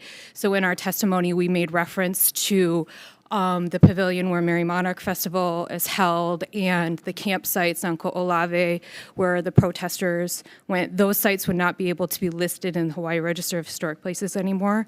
It would also mean that properties that are currently listed and enjoy county property tax reductions would have to be delisted, and they would no longer be able to be eligible for those county property tax reductions. If I can just add a little bit more, Rep. Shimizu, I think my suspicion is the intention of the bill is to help facilitate primarily larger developments, affordable housing, not necessarily individual residential properties. And SHPD, I mean, part of that is an issue related to capacity more than it is an issue related to definition of historic property. We just don't have enough capacity within our staff to address all of the permits, but we are moving in a much more expeditious fashion through programmatic agreements with the counties on how we facilitate building permit reviews. But as Jessica Puffs indicated, a lot of the issues are not necessarily related to historic or architectural designs. It is primarily issues related to subsurface human burial remains, cultural resources that sometimes we are not able to identify, and they're subsurface. So that this definition wouldn't necessarily protect those. It would still require our review to ensure that those resources are protected through a regulatory process. Thank you, Chair. Thank you. Thank you very much. Members, any other questions? Seeing none, we are moving on. Next up, we have HB 316 relating to Green Jobs Youth Corps. First up, we have DLNR in support. Thank you very much, Chair. Don Chang, on behalf of the Department of Land and Natural Resources, we strongly support this bill, and we stand on our written testimony, and I'm available to answer any questions. Okay, next, we have Climate Change Mitigation Adaptation Commission in support. Not here. Next, we have Office of State Energy Office, Hawaii State Energy Office in support. Good morning, Chair, Vice Chair, Representatives. Cameron Black on behalf of the Hawaii State Energy Office. You have our testimony and strong support of this measure. I just wanted to point out this program has funded our Clean Energy Wayfinders, which provide place-trained young professionals in communities throughout the state that provide information on our energy transition, energy efficiency alternatives, transportation, renewable energy, and resilience to our communities and our schools throughout the state. So very much appreciate our partnership with KUPU and DLNR, and thank you very much. Okay, thank you. Next up, we have Kupu in support. Aloha, Chair Hashem and committee members. Thank you so much for hearing this bill, and thank you for getting towards the end of the agenda today with us. So appreciate all the great work you guys are doing. We are honored to be able to partner with DLNR to help operate this program. It's been a wonderful success over the last 2 years, since 2022. We've had over 320 young men and women from Ka'u all the way to Waipa'a who've been a part of this program. We're seeing really great results from it. It's getting young people interested and passionate about sustainability, conservation, agriculture, energy, and giving them pathways into careers. So 75% of young men and women in this program are getting long-term employment or other paid internships with KUPU after they finish the program. 75%. Now listen, remember that statistic, because I'm going to give you another statistic.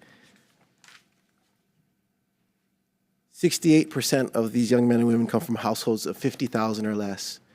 44% of them are coming from households of 25,000 or less. This is giving young people into pathways. But I'm not going to stop there. I feel like I'm selling a game on a game show. That's a great thing. But the next thing is really awesome is that this program is leveraged. And so it's not just state dollars that are coming in, but other outside resources are coming in to leverage these funds. And not only that, but we're seeing a 1 to 3 cost to benefit ratio. So for every dollar we expense, we're seeing 3 times the benefit to our state. And that doesn't include all the environmental, sustainability, and other wonderful benefits that happen. This is into the lives of our young people and to the next generation. Another really exciting thing about our partners here at DLNR is that 1 out of every 3 of our participants go into long-term positions with the state at DLNR. So this is a really wonderful way to create succession within our state, get young people passionate, and support the many important industries that are working in this area to give them the young people and the resources necessary to move our industry and to diversify the industries within our state. Thank you very much, and I'm available for any questions. Mahalo. Thank you. Okay. Next up, in person, we have Josh Wish. Not here. Next up, we have the Nature Conservancy.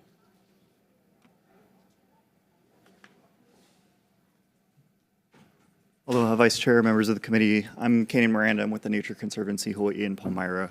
The Nature Conservancy, since 1982, has helped protect over 200,000 acres of natural lands in Hawaii, and we directly steward over 40,000 acres right now through our 13 preserves. The folks who are employed through the Green Youth Job Corps program, the Green Job Youth Corps program, are absolutely critical to the work that we and our partners and other organizations like us do around the country right now, or the state right now. It's a great partnership between state, the community, and employers, and provides the critical capacity we need to actually manage our native forested watersheds and coral reefs. These interns are already making a positive difference right now, and are paving the way for kind of the next generations of conservationists and INA workers across the state. As we work towards a diversified economy, green jobs can and need to play a role, and programs just like the Green Job Youth Corps are critical to doing that. So we urge your support of this bill. Mahalo. Thank you. Great. On Zoom, we have Hunter Hevelin.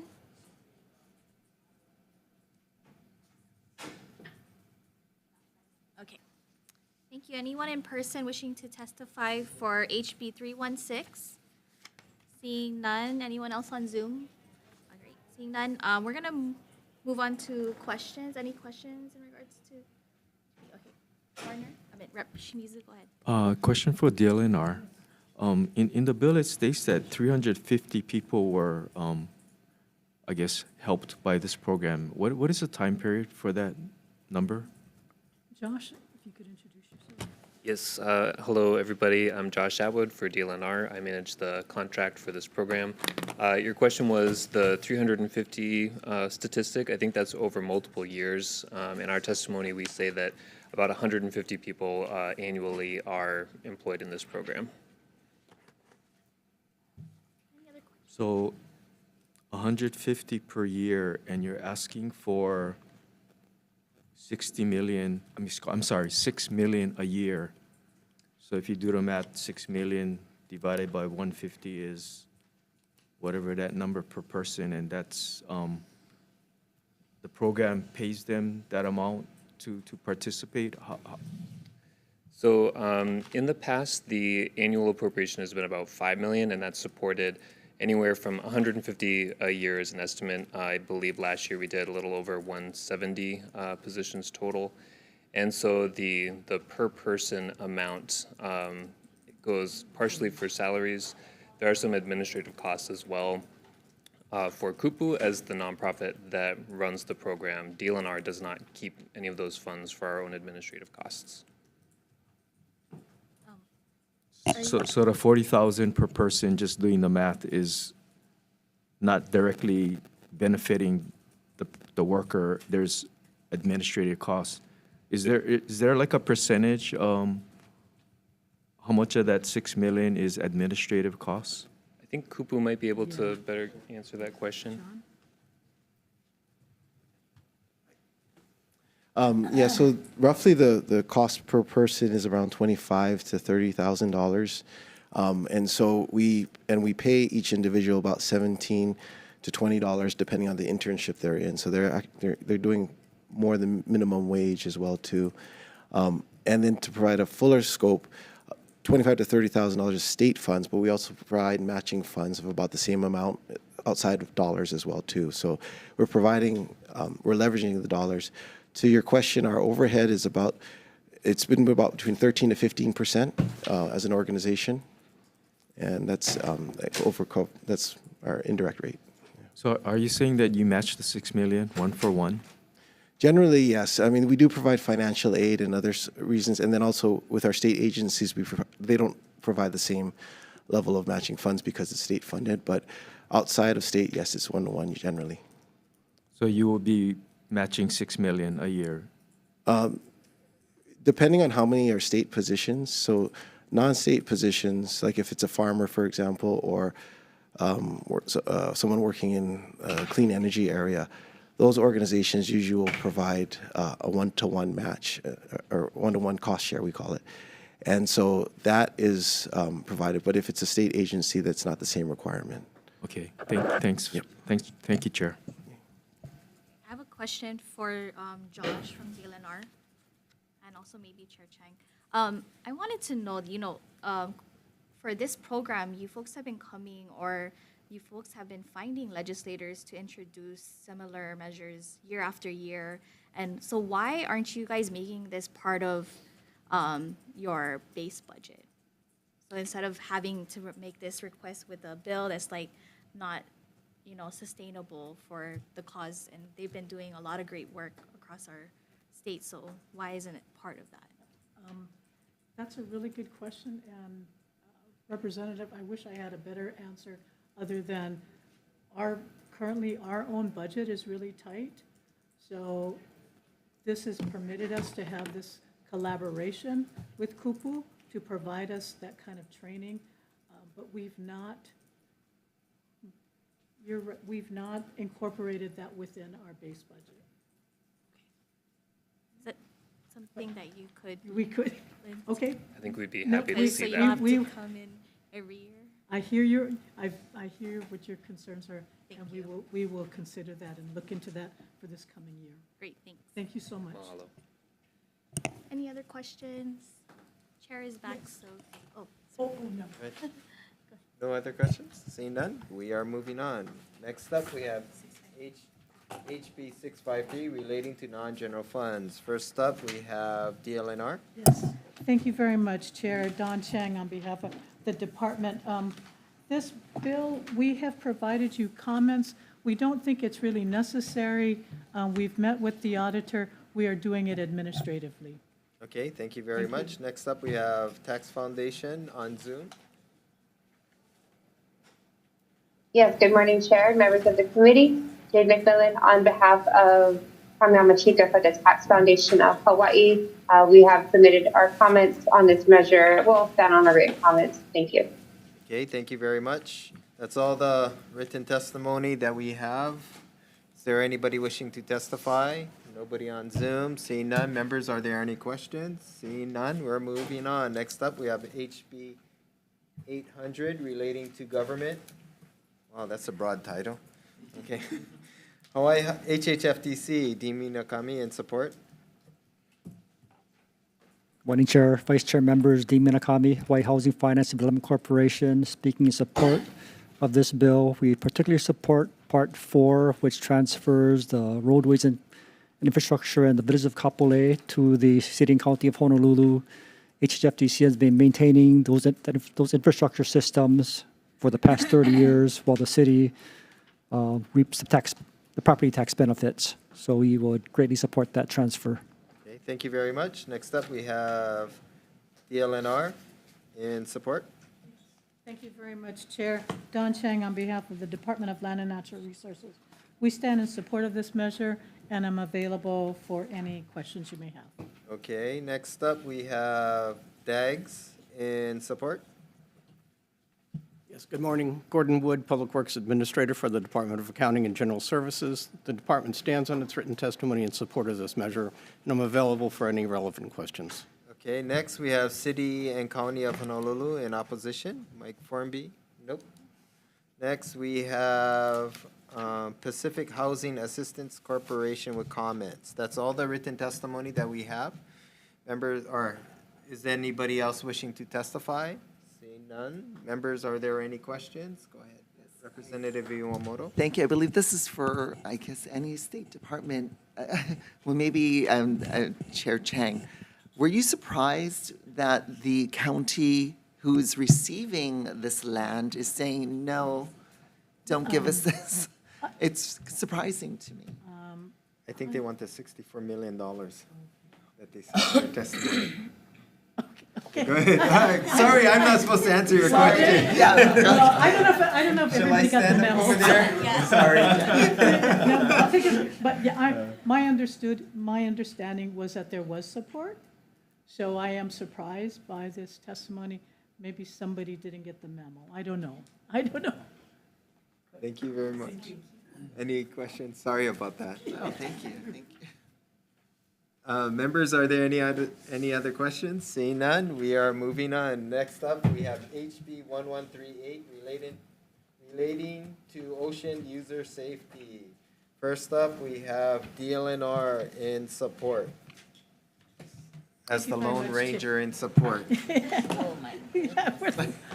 Thank you very much, Chair. Don Chang, on behalf of the Department of Land and Natural Resources. We do stand in support of this bill, but I think perhaps there might be an opportunity to consider, or maybe not the necessity of this bill, is if we're looking at another way to manage this activity. Okay, thank you very much. Next up, we have, is there anybody else wishing to testify in person on this bill? Seeing none, we have people on Zoom. Okay. Go ahead. Eli? Go ahead, Eli, you're up. Hi, can you hear me? Yes. Hi, thank you, Chairman, Vice Chair, and committee members. My name is Eli Spivak. I live here on Maui, and I'm an advocate for the wing foiling group here. I have a Facebook group that has over 2,300 members, and I'm also a part of a group called Friends of Kanaha, which has over 7,000 members. I'm in opposition of HB 1138 as well as the companion Senate bill. The bill talks about new technology as far as watercraft is concerned, which is very vague. It does not specify what new technology is targeted here, and it also is targeting new technology with a change in policy for the 120-day rule to a 2-year interim rule. So that's basically discriminating against new technology.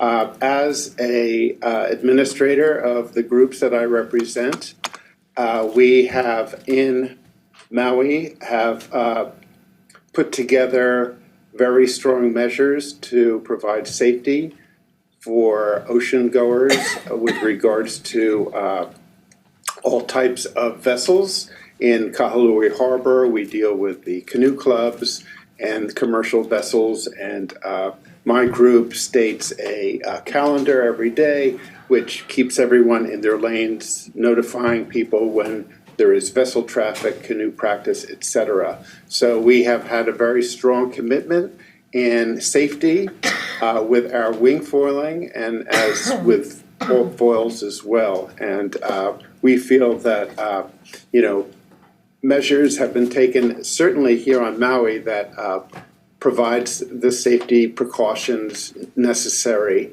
And we do not believe that any new interim ruling as far as a 2-year measure would be helpful in this regard. Thank you very much. Okay, thank you very much. Next, we have John. Hi, can you hear me? Yes. Go ahead, John. Aloha, Chair, Vice Chair, members of the committee. My name's John McCabe. I'm speaking on behalf of the water sports community as a whole in Hawaii. Everyday residents, kapuna, individuals with disabilities who rely on the ocean for recreation, health, and well-being. While I support ocean safety, I strongly oppose HB 1138 because it threatens public access, violates constitutional rights, and could limit life-changing water access for kapuna and disabled individuals. I believe it's an overreach of government power. Due process violation grants unelected officials the ability to create restrictive regulations without public oversight. It also violates Article 1, Section 5 of the Hawaii Constitution and the 14th Amendment of the U.S. Constitution, which protect against arbitrary government action. Our beaches and waters belong to everyone, and regulations should be transparent, fair, and accountable. The ocean is self-regulating. This bill is simply unnecessary. Hawaii's water community already enforces safety through cultural respect and local knowledge. Surfers, paddlers, wind sports, swimmers self-police each other, ensuring responsible recreation without excessive regulation. New laws won't prevent accidents. Ocean users looking out for each other will. In regards to the new technology, there's adaptive surfboards, motorized beach wheelchairs, electric assist paddle boards. These are allowing our kapuna and disabled individuals to safely experience the ocean.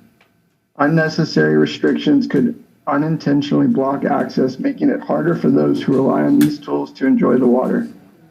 In conclusion, I strongly oppose this and wish for you guys to protect public access and respect ocean culture.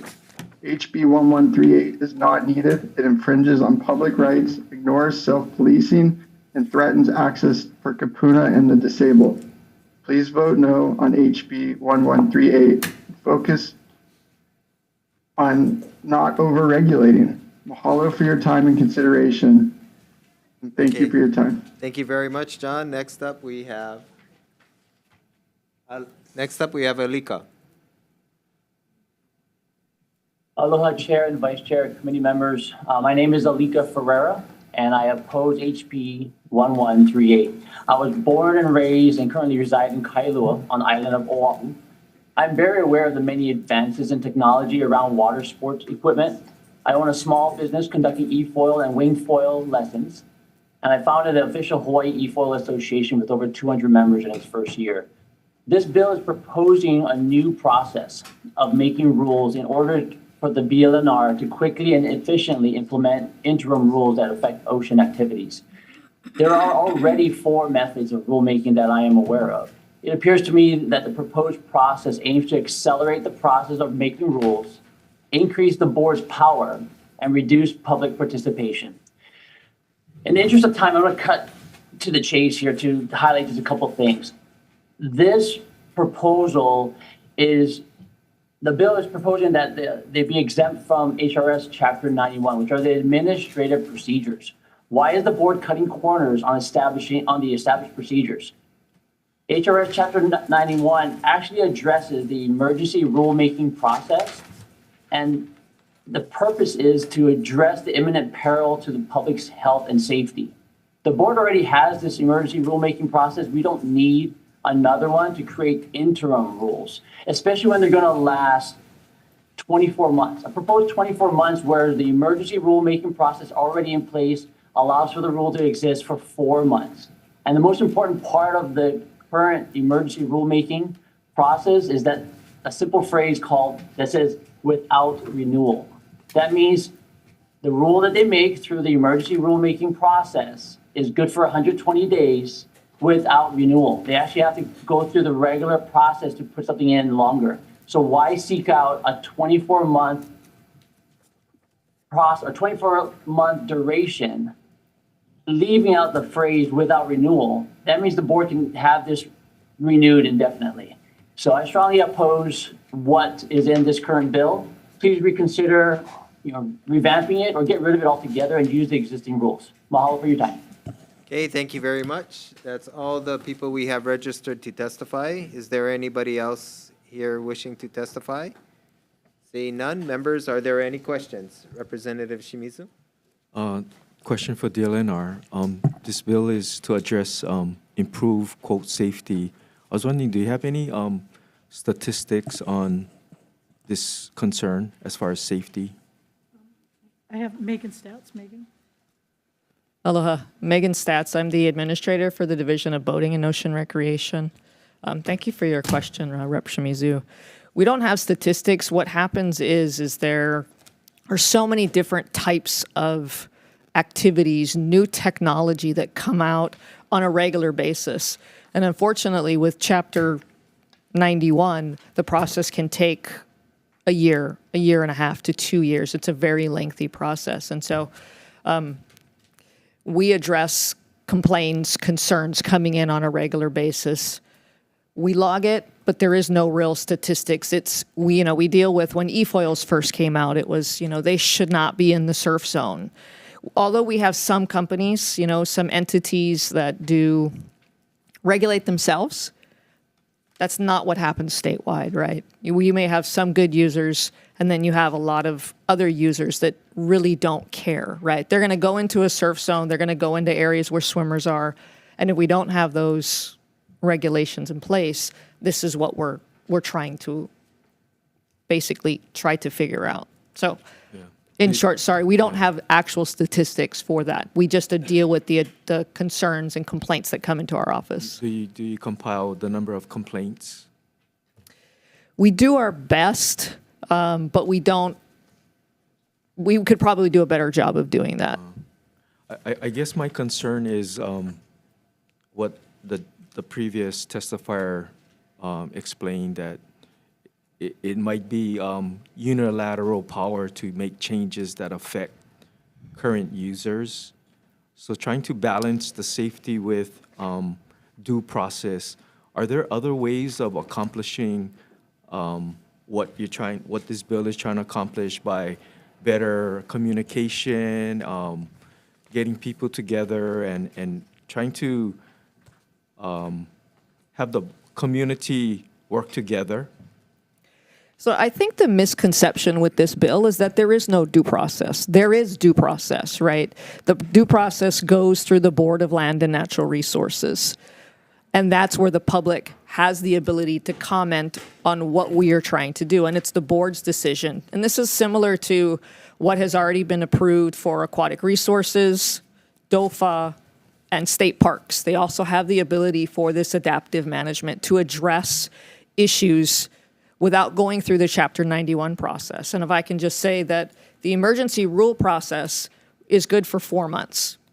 120 days is not enough time for us to do a long-term rule because we have to go through the AGs for review. We go to the state Small Business Regulatory Review Board. We go to the Board of Land and Natural Resources. We go to the governor to go out to public hearing. We go out to public hearing, then we go back to the AG's office. We go back to the Small Business Regulatory Review Board. We go back to the Board of Land and Natural Resources. And then if everything is good at that point, then we go back to the governor for approval. Okay, that's quite involved. I think that's enough. Thank you. Thank you. I'm satisfied. Thank you, Chair.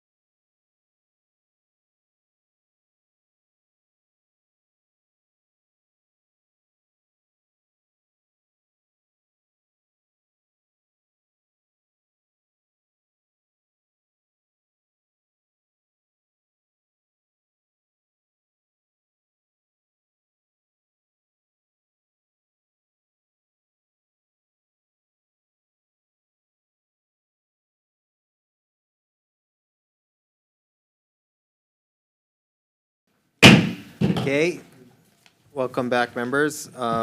This is the Committee on Water Land. We're here for decision-making. First up, we have HB 1233, and I will defer to the Vice Chair. So for HB 1233, we're going to shift responsibility for regulating retention and detention ponds from Department of Health to our counties. Counties will now be required to permit, regulate, and oversee the construction and maintenance of retention and detention ponds and implement safety requirements including fencing, signage, life-saving equipment, and proper maintenance, conduct inspections and maintain a registry of all ponds within their jurisdiction, complete a survey of existing ponds, and submit a report to the legislature by 2026. This amendment ensures that local governments manage stormwater infrastructure with safety and environmental concerns in mind. Any questions? Right, seeing none. Voting on HB 1233, recommendation of the chair is to pass with amendments. Chair? Vice Chair votes aye. No, I said aye. Okay. Representative Bellotti, I thought you were. Aye. Representative Ichiyama? Aye. Representative Iwamoto? Aye. Representative Morikawa? Aye. Representative Poi Poi? Aye. Representative Woodson? Aye. Representative Shimizu? Aye. Representative Suzo? Aye. Chair, all members vote aye. Measure is adopted. Okay, thank you very much, members. Next up, we have HB 867 relating to recreational facilities. The chair's recommendation is to amend this by, instead of making as of June 2027, replacing all equipment, the chair's recommendation is to change it to state as of 2030, when replacing playground equipment, all equipment shall include special needs recreational equipment. Oh, wait. Replace special needs. Accessible, we're going to take, not DCAB. Yes, DCAB's recommendation on changing the language from special needs to accessible recreational equipment. Did you guys understand that? Okay, good. So basically, as they change out the playgrounds, they have to consider special needs equipment also going forward. And that's about it. Oh, and on all the bills going forward, we're going to make tech amendments and defect all the dates to 7/1/3000. And that's a blanket statement for all the bills going forward. Any questions or concerns? Seeing none, Vice Chair for the vote. Voting on HB 867, recommendation of the chair is to pass with amendments. Chair and Vice Chair vote aye. Any members voting no? Any members voting with reservations? All members? With reservations to consider budget and finances concerned. Okay. Reservations for Representative Shimizu. Anyone else voting with reservations? All other members vote aye, Chair. Your recommendation is adopted. Okay, thank you very much. Next up, we have HB 1358 relating to Public Land Trust Working Group. The chair's recommendation is to pass this out with an HD1, zero out the appropriation, and put the funding in the committee report. I believe the funding was $1 million. That's correct. And to defect date to 7/1/3000 and tech amendments. Any questions or concerns? I have a disclosure. Yes. Just that my brother is the vice chair of the Board of Trustees at the Office of Foreign Affairs, and I will make a formal request for a ruling on a potential conflict on the House floor. Thank you. Thank you. Vice Chair for the vote. Members, we're voting on HB 1358. Recommendation of the chair is to pass with amendments. Anyone voting no? Anyone voting with reservations? All members vote aye, Chair. Your recommendation is adopted. Okay, thank you very much, members. Next up, we have HB 491. Chair's recommendation is to pass this out with an HD1, making tech amendments and defecting the date to 7/1/3000. And I believe Representative Iwamoto has requests for a amendment. Yes, this would be amending the reference to convicted of a crime on page 7, line 1, to instead read, has been found to be in violation of state or federal laws protecting the environment. Okay. Any questions or concerns? I would also I would like to put into the committee report for the next committee to look at expanding the vendor compliance section, so that way maybe the state could put into an additional section where if there's outstanding debts to other agencies, that they can report it there. Okay? Seeing none, Vice Chair for the vote. Okay, members, we're voting on HB 491. Recommendation of the chair is to pass with amendments. Anyone voting no? Anyone voting with reservations? All members vote aye, Chair. Your recommendation is adopted. Okay, next up, we have HB 314 relating to adaptation pathways planning. Chair's recommendation is to pass with an HD1, defecting the date to 7/1/3000, zeroing out the funding and putting $2 million in the committee report. Any questions or concerns? Seeing none, Vice Chair for the vote. We're voting on HB 314. Recommendation of the chair is to pass with amendments. Anyone voting no? Anyone voting with reservations? All members vote aye, Chair. Your recommendation is adopted. Okay, thank you very much. Next up, we have HB 732 relating to shoreline management areas. I think it's special management, but I would defer to the Vice Chair.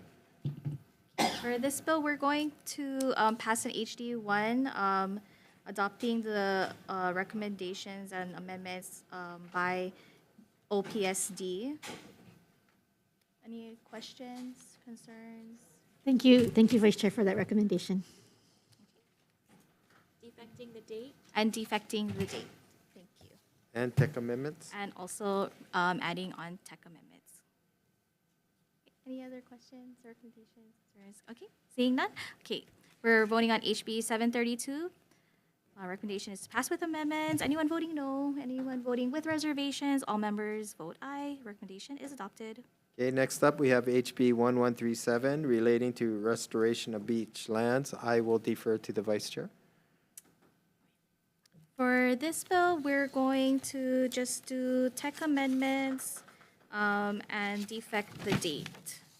Any questions? Seeing none, voting on HB 1137. Recommendation is to pass with amendments. Noting all members present.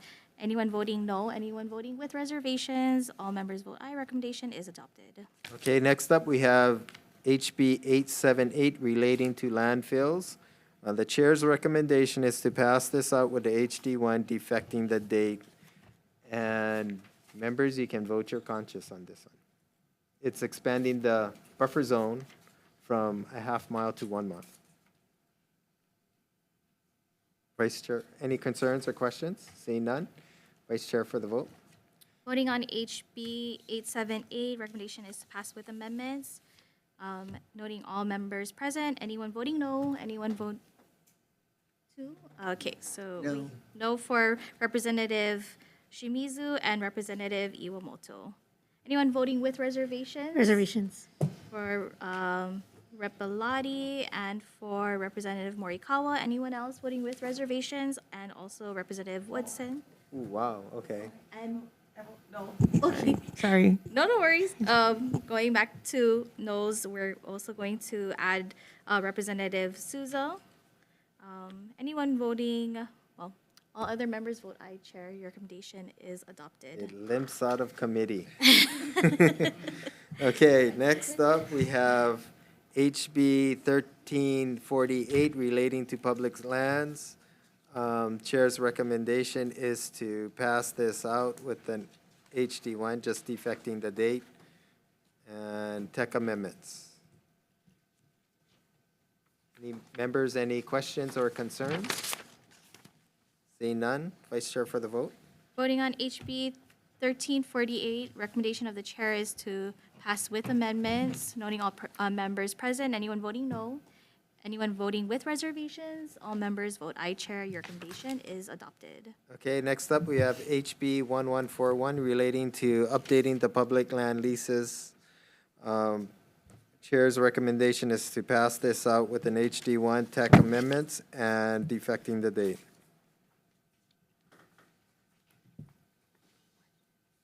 Any concerns or questions? Reservations. Okay, reservations? Anybody else? Seeing none? Vice Chair for the vote. Voting on HB 1141, recommendation of the chair is to pass with amendments, noting all members present.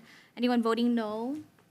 And also noting the reservations by Representative Bellotti. Anyone else voting with reservations? Seeing none, all other members vote aye, chair. Your recommendation is adopted. This one, 1143, I'm doing, right? Yeah. Okay. Next up, we have HB 1143 relating to state historic preservation income tax credit. The chair's recommendation is to pass this with an HD1, defecting the date to 7/1/3000, zeroing out the tax credit amounts to zero for all the years. And that's it. And putting in the committee report $1 million per year. Any questions or concerns? Seeing none, Vice Chair for the vote. Okay, members, we're voting on HB 1143.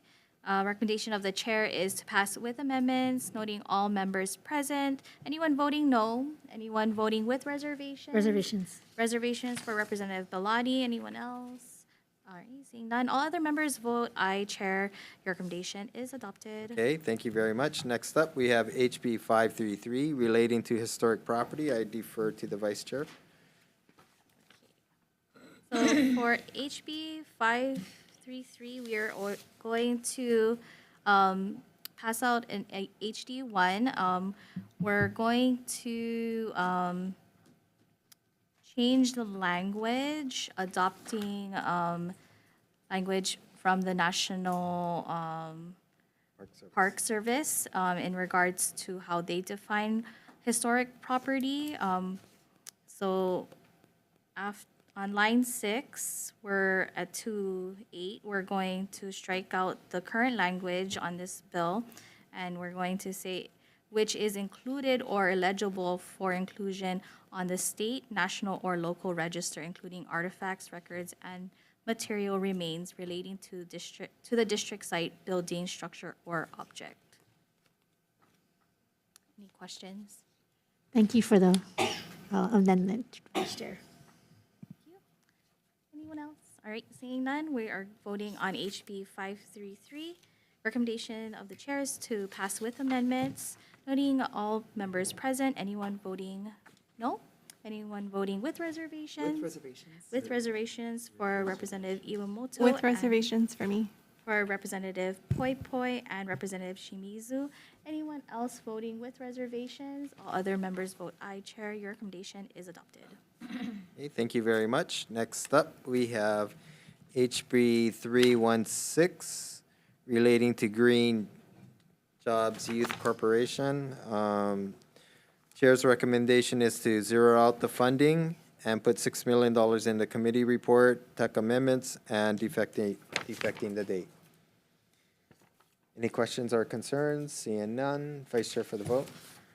Okay, members, we're voting on HB 316. Recommendation of the chair is to pass with amendments, noting all members present. Anyone voting no? Anyone voting with reservations? Reservations for Representative Shimizu. Anyone else? All right, seeing none, all other members vote aye, chair. Your recommendation is adopted. Okay, next up, we have HB 653 relating to non-general funds. The chair's recommendation is to defer this based upon DLNR's testimony. Next up, we have HB 800 relating to government. I'm going to defer this for now, and I'm going to work with the introducer of this bill and put it back on the agenda. I don't have a date certain, but I will defer this for now. Next up, we have HB 1138 relating to ocean user safety. I'm going to defer this measure too. I'll work with the LNR, see if we can come up with some kind of compromise based upon the amount of testimony and opposition. So with that, we are adjourned. I think we're adjourned, yep.